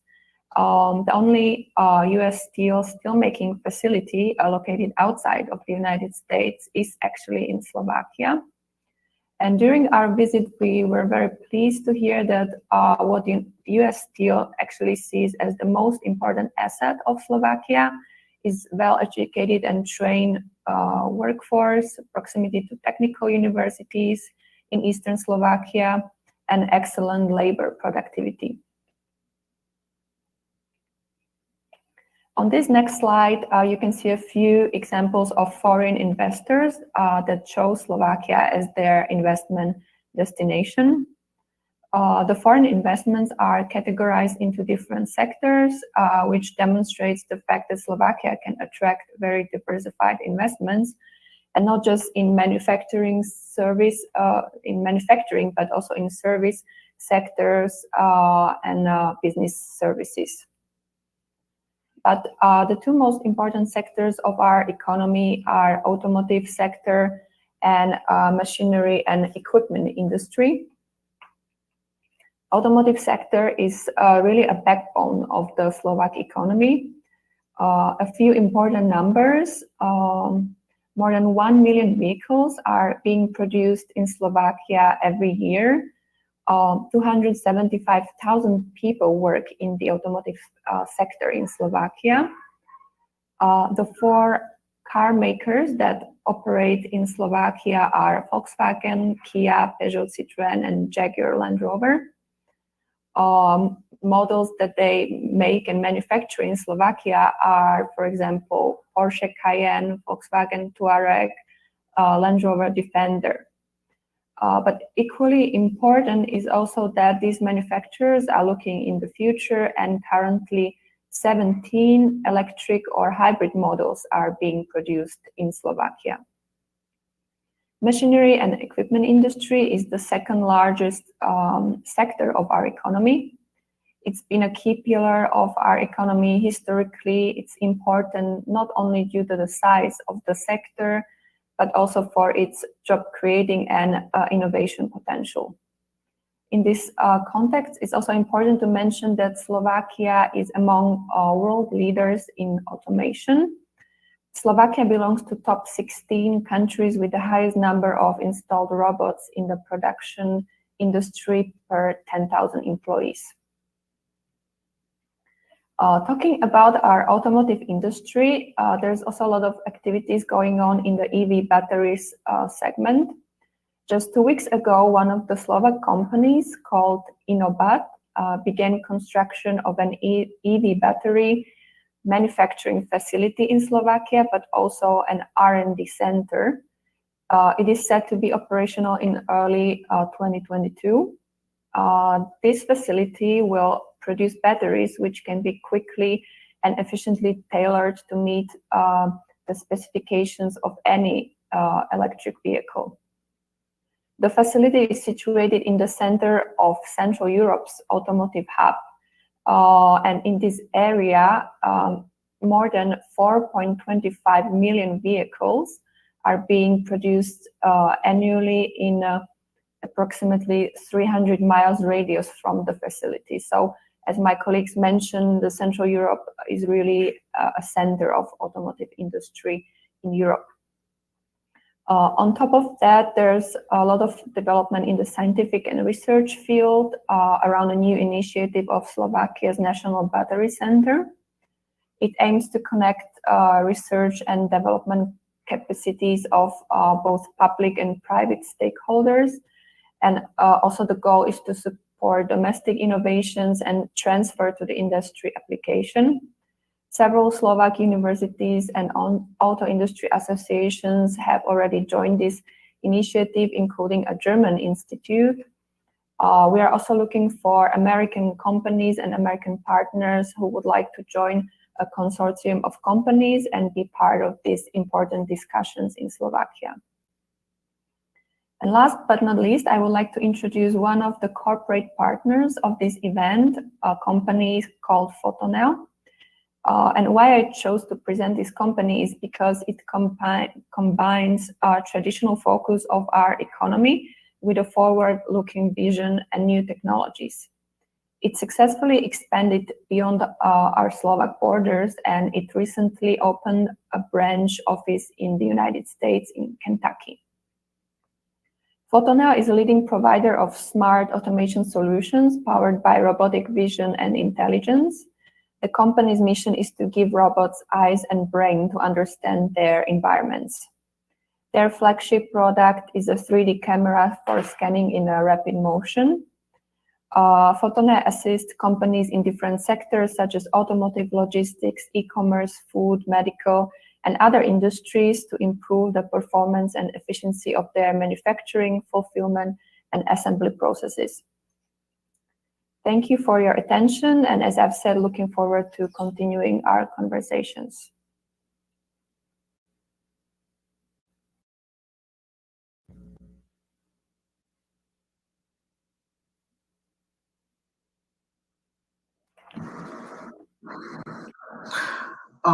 Thank you, Ms. Kovichova, and ladies and gentlemen, this concludes the second part of the forum.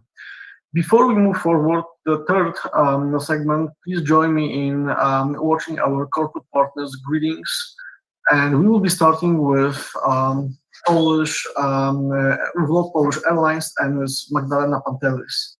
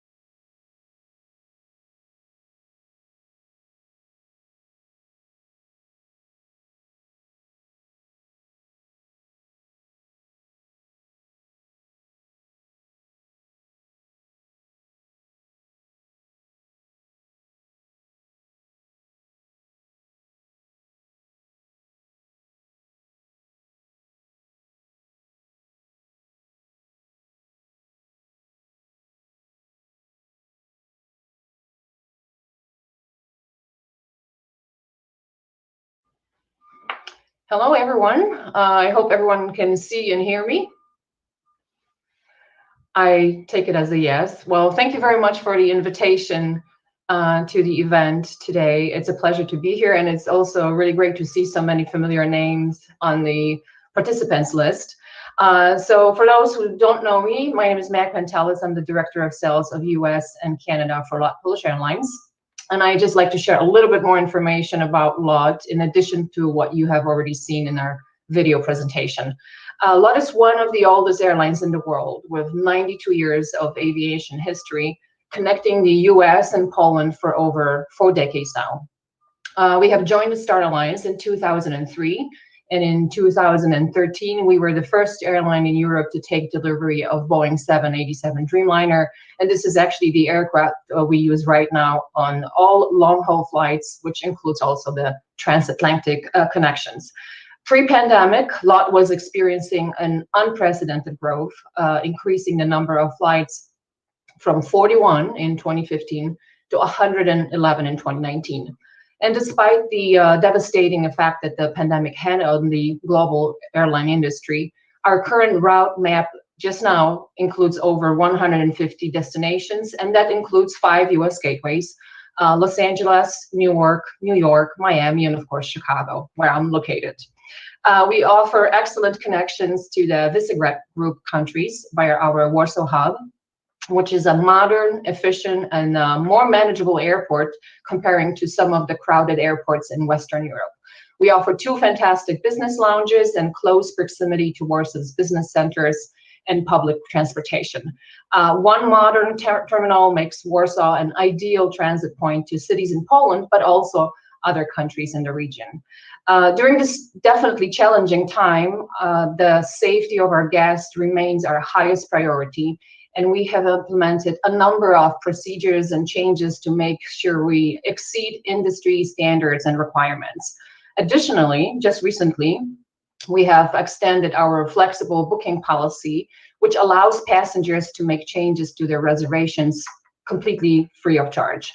And finally, something that I think all of you will find very interesting, we offer attractive corporate programs, which include discounts for passengers traveling on company business. To find out more about LOT and explore more about corporate options, please feel free to reach out to us. We'll be more than happy to help. And thank you for your attention, and I hope to see you on board of LOT Polish Airlines.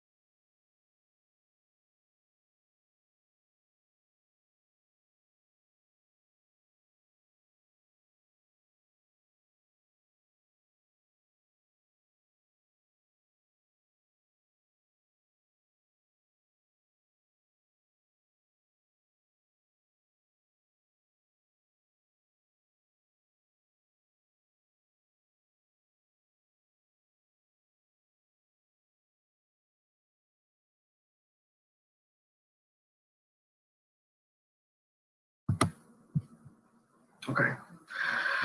And now let's begin the third part of our forum, Technology and Innovation. We will be starting with Mr. Abin Kuriakos, Executive Vice President of Innovation and Venture Strategy at Chicago Next, who will discuss the tech ecosystems of Chicago and Midwest.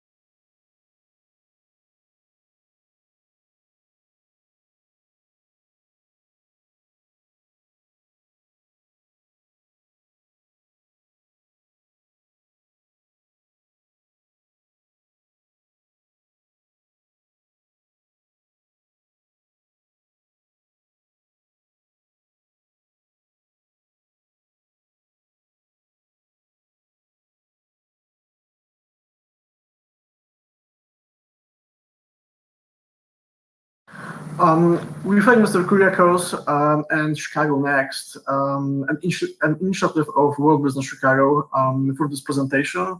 And now let's move forward to Central Europe. Ms. Agnieszka Szweda, expert at the Polish Investment and Trade Agency, is with us today, and she will be discussing the technology ecosystem of Poland. Ms. Szweda, the floor is yours.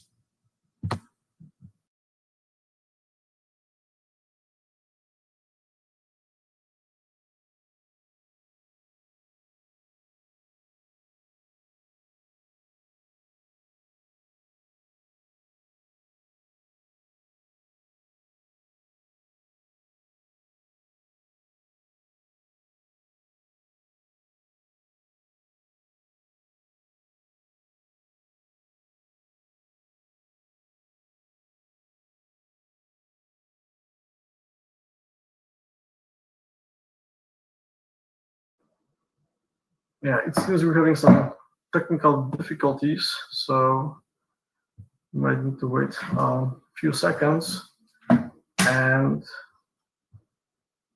then we move forward with the presentation on Polish. Okay. Yeah, thank you, Michał. It's a great pleasure to be here. Welcome, everyone. Let me share my screen first.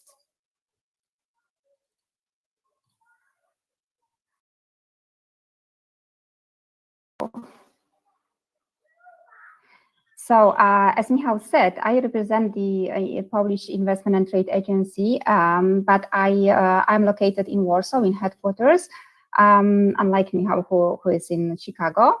So it's my great pleasure to share with you some information about the current innovation and R&D developments in Poland. It's very fascinating, actually, topic, because a lot is happening at the moment in Poland in that regard. And please let me share some of the insights. This R&D sector in Poland has been growing very steadily in recent years, and we see quite a big growth of the whole sector, which is actually related to different economy, industrial sectors. And it's based on innovation. And we see a lot of interest from investors, especially beginning last year, during the pandemic time, the interest really enormously increased. So as you can see from the first slide, this shows you some data that reflects the dynamic and rapid development of R&D in Poland. Every year we see the bigger number of entities, bigger number of employed people, bigger number of researchers. So all this data reflect how fast we are growing in that R&D sphere. So currently we have almost 300,000 people employed in the R&D. And this includes almost 200,000 researchers. So it's a great base for innovation projects, for technology-based projects in Poland. Almost 6,000 R&D entities already registered. What is particularly interesting is that the increasing part belongs to the private sector. Unlike, in the past, when in Poland, usually the public sector and universities were doing R&D mostly. Now we see a very big increase in R&D activity by private sectors, by foreign investors, by domestic companies. So it makes us very happy, and this probably develops the whole this whole R&D industry in Poland.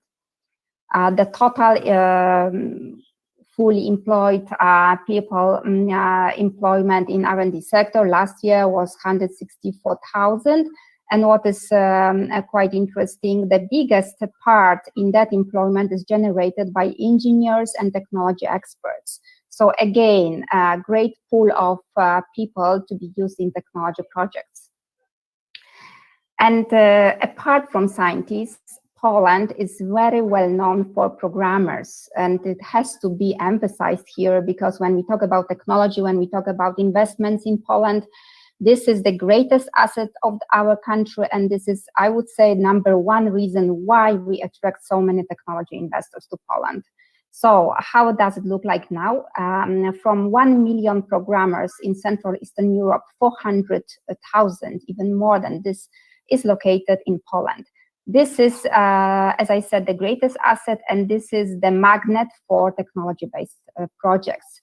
That's the factor that is analyzed in the first place when we assist investors, and when we are asked for various data, they always ask for the access to those people.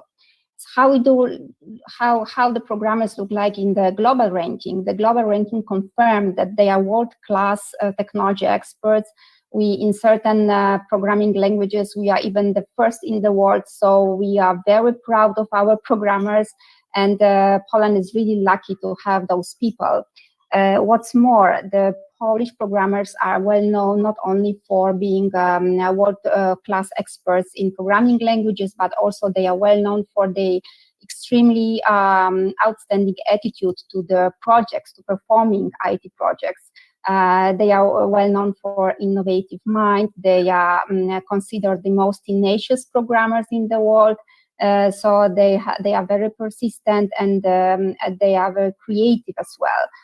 What distinguishes them from other programmers is that our programmers always go the extra mile. They are not afraid of suggesting different solutions, even better than the solutions that are currently applied on the projects by employer. So what is again another asset of our programmer is that most of them, majority, 99%, they have higher education degree, and most of them, or if not all, they speak foreign languages, sometimes not only English, but also other languages. Very often technology investors, they ask for diversity issues, and they are interested to know whether Poland is a diversified country. So we can always justify the diversity by giving some details about the inflow of foreign workers to Poland. This is already the fact that foreigners, they like to work in Poland, they like to stay in Poland, and they appreciate living and working conditions here. So Poland is the country in the European Union that is attracting the biggest number of foreigners that come to the country for work purpose. So it's very interesting. So the biggest group of the foreigners, they come from Ukraine. Then we have also Belarusian. From the Belarus, we expect to have many more IT experts in the nearest future, because we have a special program for IT companies from Belarus at the moment. We had them to relocate because of the unstable political and economic situation. A lot of IT business in Belarus cannot perform activity there, so they are looking for new destinations, and Poland is currently the most preferred location for relocation for Belarus. So this slide shows the example taken from one of our IT clients, which is one of the biggest IT companies in Poland that is located in 5 different cities in Poland. And this shows you the situation that you can encounter in many companies in IT business in Poland.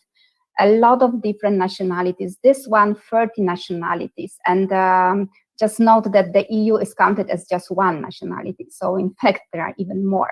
So these 30 nationalities are employed in this one company only. So out of 1,800 IT specialists, 1,000 are Polish and 800 are foreigners. And you will be surprised, but 84, for example, IT specialists, they came from Brazil, 34 from India. This shows how attractive Poland is for different nationalities, for foreigners, and that they really like staying and working here. Poland, R&D hub in Central Eastern Europe. Is it really so?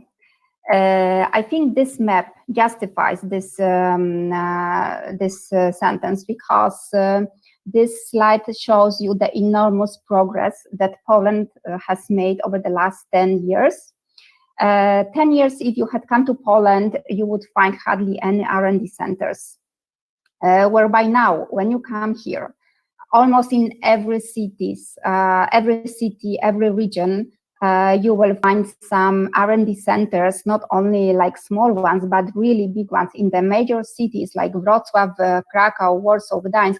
We have R&D centers established by foreign investors like Ericsson, Samsung, Amazon, Intel, employing just a few thousand, as many as few thousand people.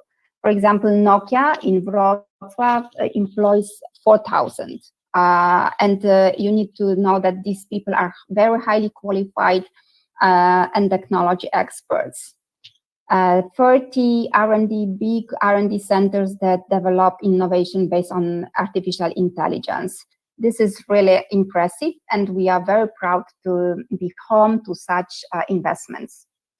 This slide shows you some other names of big players who are present in Poland and who are developing solutions, most innovative solutions that later will be used all over the world.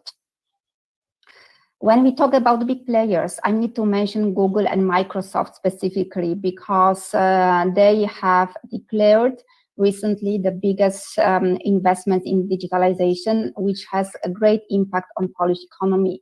Google and Microsoft altogether declared investments in data center and cloud region, which are in total worth $3 billion. The Google Cloud Data Hub has been already launched in April this year. Google has a lot of activities in Poland already for many years. He has been present, cooperating with public sector, private, as well as startups. What is interesting, they have, apart from R&D engineering center, innovation center in Poland, they have a campus, startup campus in Warsaw, which is actually the central point for the global Google for Startup network. So this also shows you that Warsaw plays such an important role for the global operation of such global player. As far as Microsoft is concerned and the activities in Poland, also quite strong performance and cooperation with public and private sector. One of the latest projects that Microsoft realized in Poland was the Microsoft Technology Center. That is the first in Central Eastern region, such a center, and the center showcases the latest development, the latest innovations made by Polish companies specialized in artificial intelligence. It's very active in cooperation with Polish startups, Microsoft support, expansion of the also Polish innovative companies, so it's a great contributor to the ecosystem. Then, potential partners. When you are doing R&D projects, you are not alone. You have a lot of different partners to cooperate with. One of the most, I would say, most established partners and large network is the Łukasiewicz Research Network, which is the third largest research network in Europe. When you cooperate with them, it's easier always to engage in various global international competitions, projects, because they do a lot of them. They have great infrastructure, they offer laboratories, scientists, and they focus on different areas. Digital transformation, smart mobility, healthy living, sustainable economy are the key issues. However, they are open to cooperate in any other field as well. They have 32 research institutes all over the country. So again, if you come to, not necessarily to Warsaw, but even to Poznań, Wrocław, Katowice, Krakow, you will find the institutes there, and you can do joint projects there together. Another interesting thing is that Poland particularly welcomes the R&D centers, and we established, the Polish government established this incentive system for such center. If you apply for such a status officially from the Ministry of Economy, you will benefit from the largest range of benefits, from largest range of tax deductions for R&D. So it's very beneficial status that you may obtain.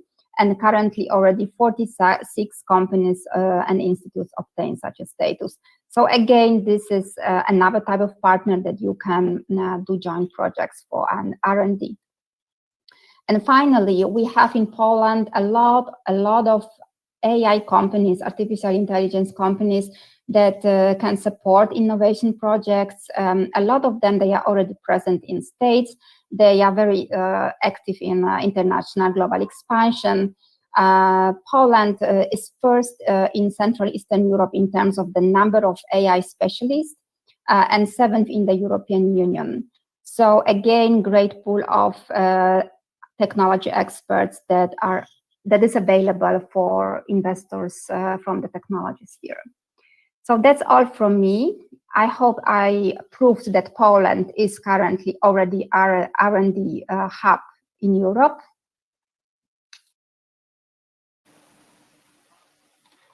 So thank you very much. Thank you, Ms. Schroeder, for your presentation. And now let's move forward to Hungary and welcome again Mr. András Juhász, the Trade Commissioner at the Consulate General of Hungary in Chicago, with his section.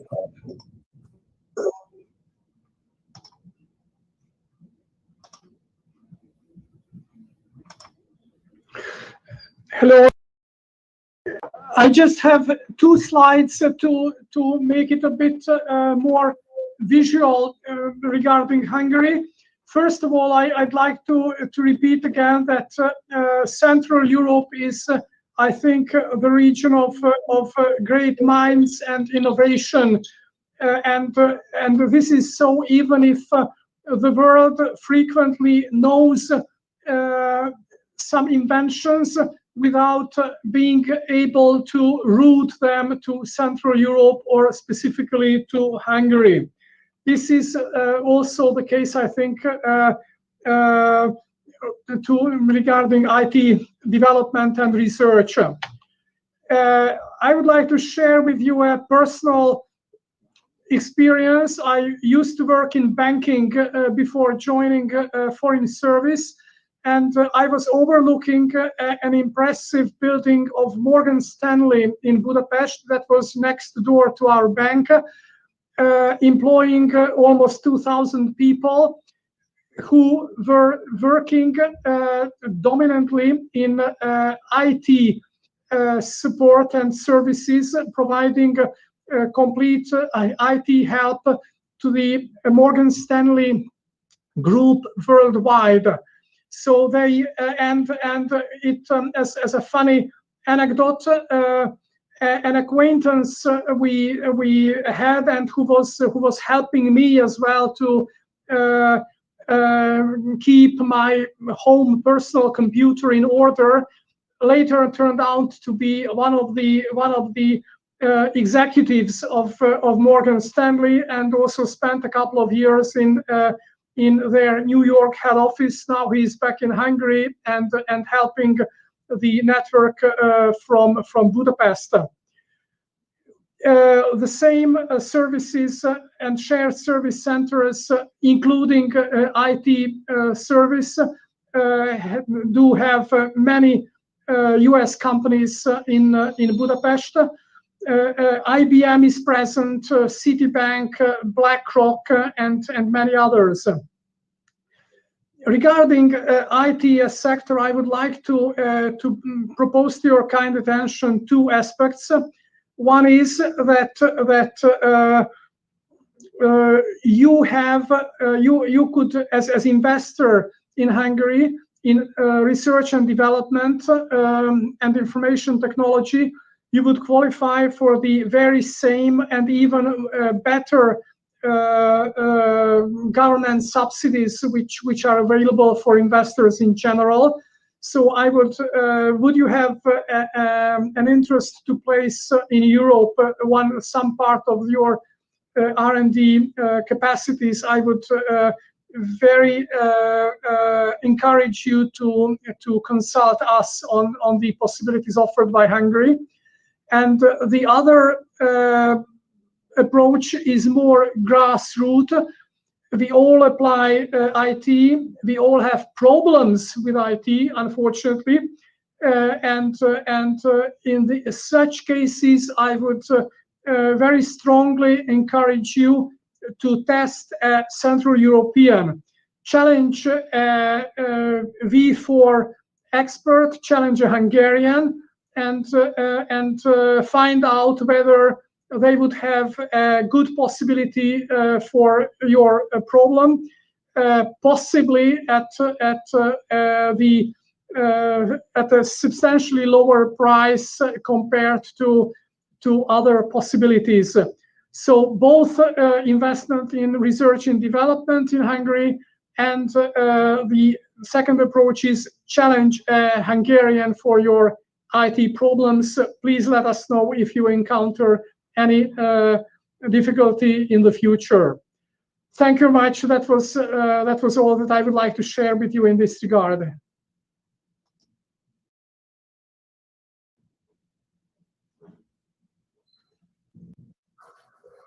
Thank you, Mr. Juchasz, for your report.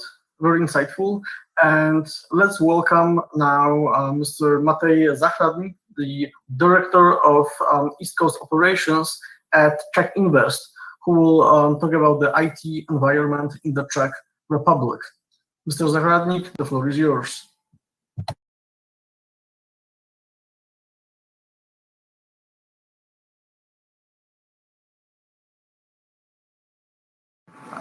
I think you're muted.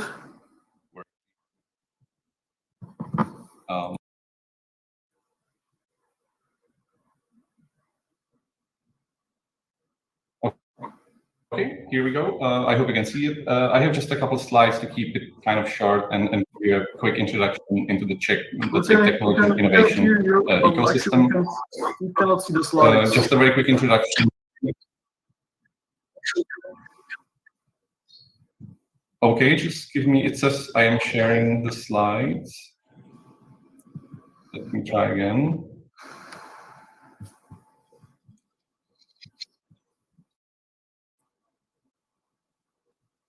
Yeah, you just need to you need to click on share button and then the window view. Yeah, now we can. Wonderful. Sorry about the technical issues. Yeah, so just a quick introduction. I think many of us are doing basically the same job for different countries. So Czech Invest is one of the FDI agencies, of course, working for the Czech Ministry of Industry and Trade. And we focus not only on attracting foreign direct investments from the United States and other countries to the Czech Republic, but we also work with Czech companies who want to, let's say, expand their presence in the US. And it also includes work with Czech startups. So we have two accelerators here, one in San Francisco and one in New York, where we bring a batch of startups every couple months, at least pre-COVID and hopefully post-COVID, to help them establish their legal entity here and grow their business. Just a quick intro, so you know who's around. Besides all the consulate generals and the embassy of the Czech Republic, representing Czech Invest and Czech Trade, two agencies working together under the Ministry of Industry and Trade, in basically three main offices. One of them is here in New York. I am the head of that office, representing Czech Invest on the East Coast. We have another office in San Francisco, where's my colleague Anna Haidt doing the same job, but covering the western part of the United States. And then another office is in Chicago, where we have two colleagues representing Czech Trade, which is more focused on the export of Czech companies in different sectors and industries into the United States. You will have all these kind of details, so if there's anything you would like to discuss in more detail later, feel free to reach out to any of us. And now about technology and innovation in the Czech Republic. On the, let's say, government or policy side, the government has approved the innovation strategy of the Czech Republic in 2019, which kind of summarizes all the, let's say, topics and goals that we have for the next 10 years, or a little less than 10 now, and what we want to achieve. And this strategy focuses on research and development, but also on startups, as I mentioned, on digitalization of the state.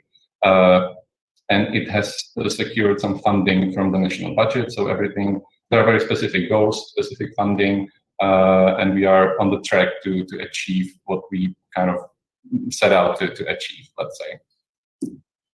In general, the Czech technology and innovation sector is very diverse. So for a relatively small country of 10 million people, I would say that it's quite an achievement that there are so many different technologies and innovations developed both by Czech startups and local companies, as well as foreign investors who have set up their entities in the Czech Republic.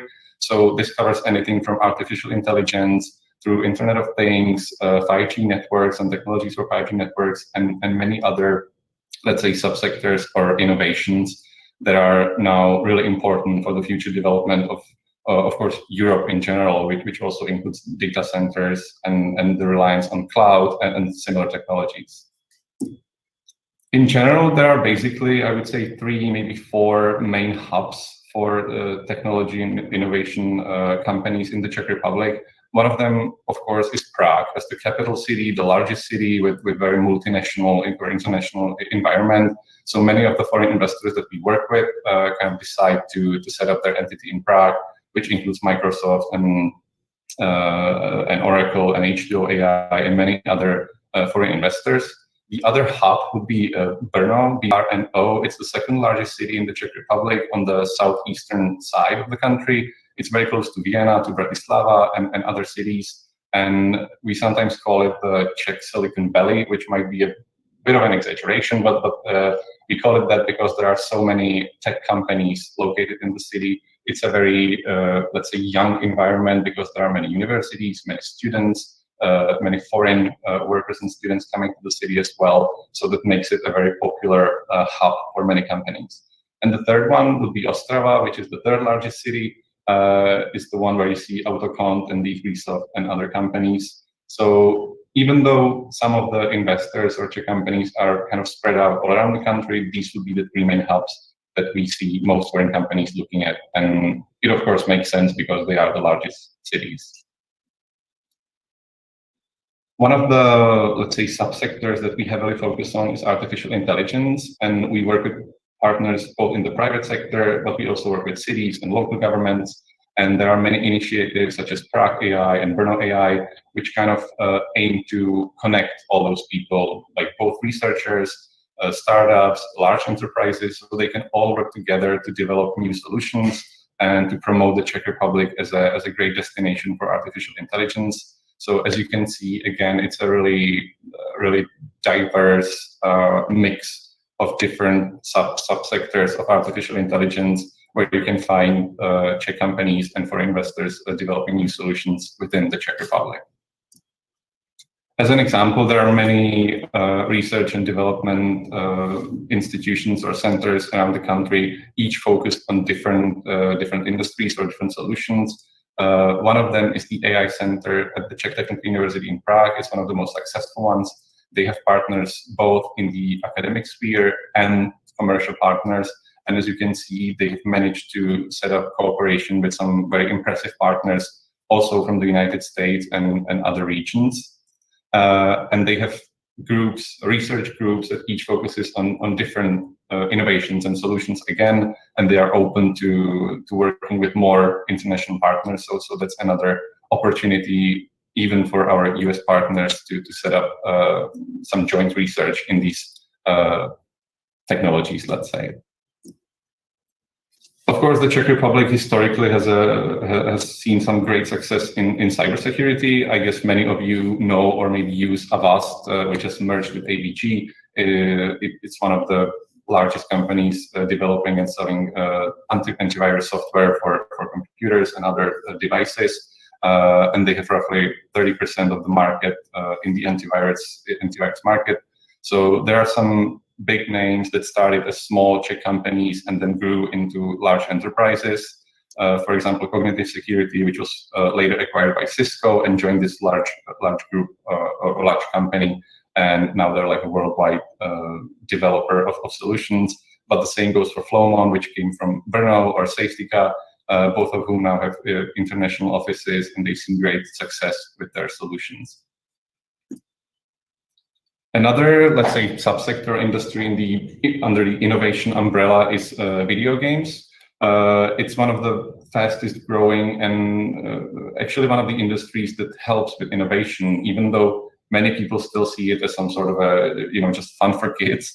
actually the video game industry is one of the industries that pushes for innovation and changes, whether it's the use of artificial intelligence in video games, whether it's new 3D development and so on. And in the Czech Republic, this is one of the most innovative, let's say, sectors. There are more than 110 video game studios in the country. Again, for a very small country, I think it's a success. And the sector has been steadily growing. It's also been reflected by the government. So we have kind of expanded the financial support that usually used to be provided to the movie industry, to the creation of films and movies in the Czech Republic, will now also include video games. So there will be even more development, we expect. And we hope that it'll keep growing, and it's one of the greatest successes we have. And all of this that I've mentioned in the previous slides is supported by the Czech, let's say, educational system. There are many universities which produce, thousands and thousands of graduates every year in different fields. These are just technical universities, but there are many others who focus on other, let's say, subcategories of technology and innovation. And all of these universities have partnerships with private companies, with other universities around the world. So this is something that we also aim to promote, is this international cooperation, to bring more students from abroad to the Czech Republic, so they can get some experience with locals, and maybe later also set up their own startups or legal entities and build new businesses. And the same goes for, of course, Czech students studying abroad and meeting their counterparts in different countries and getting new experience, and then hopefully bringing this experience back to the Czech Republic to, again, develop something new and help the economy. So if any of the American or Central Eastern European partners were interested in some sort of a cooperation, we are in very close touch with most of the institutions and universities that I've mentioned in this presentation, and we kind of work as the connection between you and potential partners in the Czech Republic. So feel free to reach out, and we are always happy to help. And this basically summarizes my short presentation, and hopefully there will be some room for maybe discussion later. So if you have any questions, you can reach out in the chat or just jump in.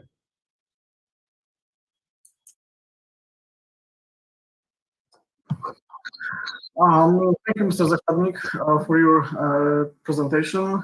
And last, but definitely not least, let's welcome Ms. Simona Jurkovičová, a consultant at the Slovak Investment and Trade Development Agency, SARIO.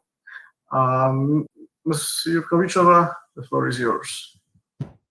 Greetings from Bratislava. I must say, very sunny Bratislava, the capital of Slovak Republic. I'm just going to share my screen. So please, Michal, if you could confirm, you can all see it.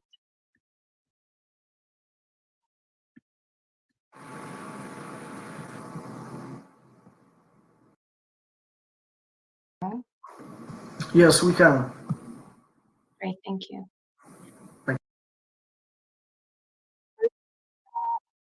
The organizers for having the opportunity to be part of this amazing event and the investment forum, and it's really a pleasure to be here and to present the technology and innovation potential of the Slovak Republic.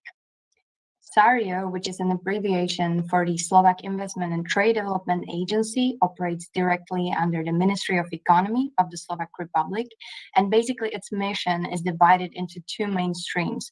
The first one is obviously the investment support, whether we talk about the incoming investors or the already established investment companies in Slovakia, or the other stream is the support of Slovak companies expanding abroad. As the third leg of our mission, you can see the so-called innovation sourcing, or our dedicated innovation services, about which I will talk at the end of my presentation. In SARIO, we've been tracking over almost 20 years of our existence, over 550 successful investment projects from all around the world.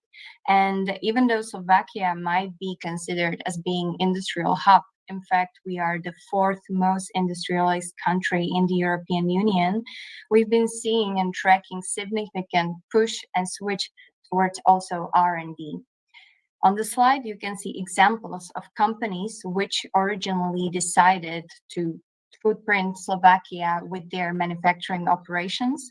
However, getting to know the quality of the business environment and the workforce, they decided to expand their footprint by also establishing R&D and technical centers or shared services centers. On this map, you can see examples of R&D centers of private companies across various sectors, and you can see these are evenly divided across the whole country.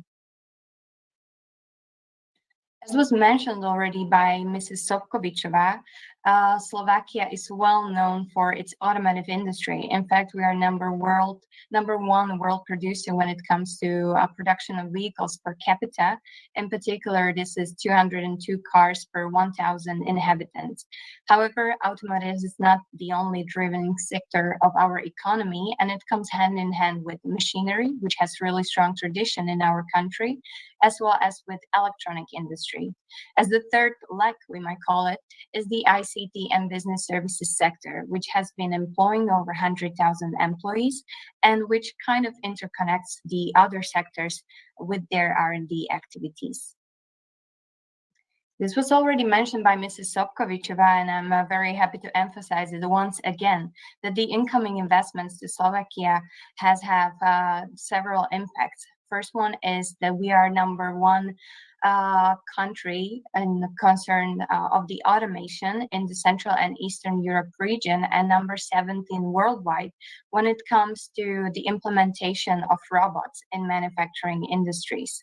Particularly, this is 169 robots per 10,000 workers, whereas the European and world average is at the level of 113 or 14. At the same time, we've been ranked by the World Economic Forum as the number one country in the region when it comes to the transfer of technologies. This obviously is linked very closely to the incoming investments, and we are very happy that we've been ranked number 15 also worldwide. And what is also important for us, and we are very happy to be tracking in the country, is that the share of high added value job has been driving very fastly and has been rising. At this point, we track around 64% of the overall employment being considered as the jobs with higher added value. And we've been very happy to see that the growth has been exceeding the other countries in the region.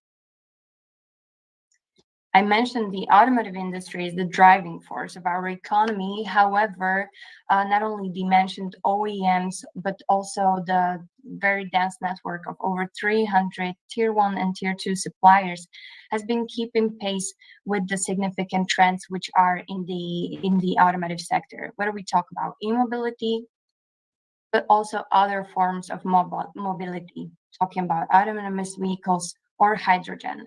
I actually noticed in the Q&A section there was a question, what are the V4 countries doing in terms of hydrogen economy?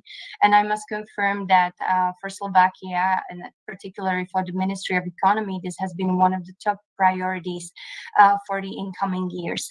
In fact, in the next couple of weeks, the first Slovak National Hydrogen Strategy should be approved. And together with this comes also the establishment of the first Slovak National R&D Center for Hydrogen. You can see some examples also of innovative companies and R&D activities of either foreign investors in Slovakia, but also very innovative Slovak companies such as Elcom or Microstep. Together with the innovations come also the force driven from the universities, such as the Technical University in Košice, which is the second biggest technical university in Slovakia, or the Slovak University of Technology in Bratislava. However, Slovaks have been also very active in other innovative sectors, such as aviation sectors, and Slovakia is very well known for the cutting-edge products such as aeromobile, air car, or innovative materials. And we are happy that Sario, our agency, became also part of the Slovak Space Office, in particular its industrial branch, because we've been very actively working the last couple of years also on supporting Slovak companies with penetration into market of the space technologies. And the last sector which I would like to mention is the ICT sector, which contributes with over 4% over the whole Slovak GDP. Slovaks have been known for software development, also for application support, and as was already mentioned by Mr. Zahradník from Czech Invest, the game development sector or the field has also very nicely growing tradition in Slovakia as well. Here you can see examples of the most successful Slovak companies and their products. I'm pretty sure you might be familiar with some of them, whether it's the security software developed by Asset, online GPS navigation by Sajik, or communication platform Slido, which was actually acquired by Cisco last couple of months ago. And as I mentioned at the beginning, we've been dedicating our services also to the so-called innovation sourcing. This basically represents a matchmaking platform, which is between big companies, which we find not only the investments or investors in Slovakia, but also those abroad. And we are trying to connect them with revolutionary inventions by Slovak innovative technology companies. At this moment, we've been tracking over 300 of these companies, purely Slovak ones, which are operating in the fields you can see on the slide, usually connected with the Industry 4.0, but also from other sectors such as medtech, green tech, or clean tech. And that was all from my side. I'll be very happy if you have any questions. You can reach out to me via email or at the virtual table. Thank you very much.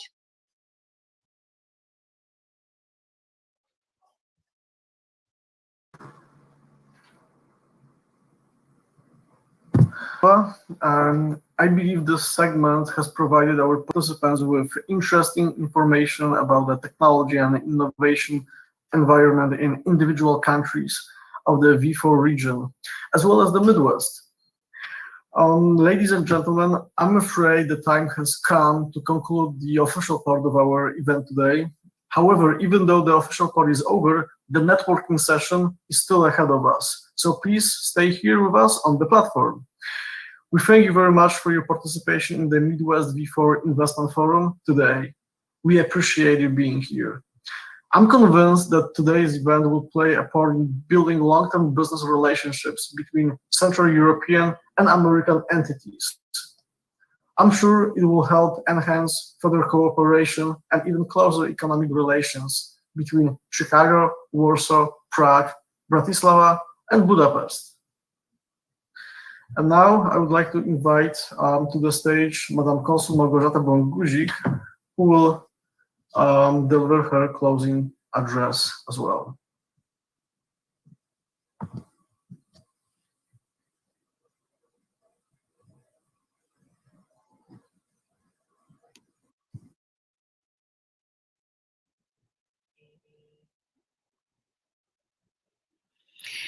Ladies and gentlemen, thank you for your time and joining us today on the Midwest V4 Investment Forum. It is highly appreciated. I'm very pleased that through events like today, we are strengthening the integration and cohesion between the V4 countries, their communities, and our American partners. I would like to thank our partners for their engagement, the Embassy of the Slovak Republic in Washington, D.C., the Consulate General of the Czech Republic in Chicago, the Consulate General of Hungary in Chicago, the Consulate General of the Slovak Republic in New York, the Slovak Investment and Trade Development Agency, SARIA, Czech Invest, the U.S. Department of Commerce, our special guest from Chicago Sister Cities International, and our corporate and institutional partners. Let me take this opportunity to express my sincere thanks to Michał Rzeźnik, head of the Polish Investment and Trade Agency's Foreign Trade Office in Chicago, for his dedication, professionalism, collaboration, and partnership. We wish all the participants in Europe a pleasant evening and our US guests a wonderful day. Thank you again and see you next time.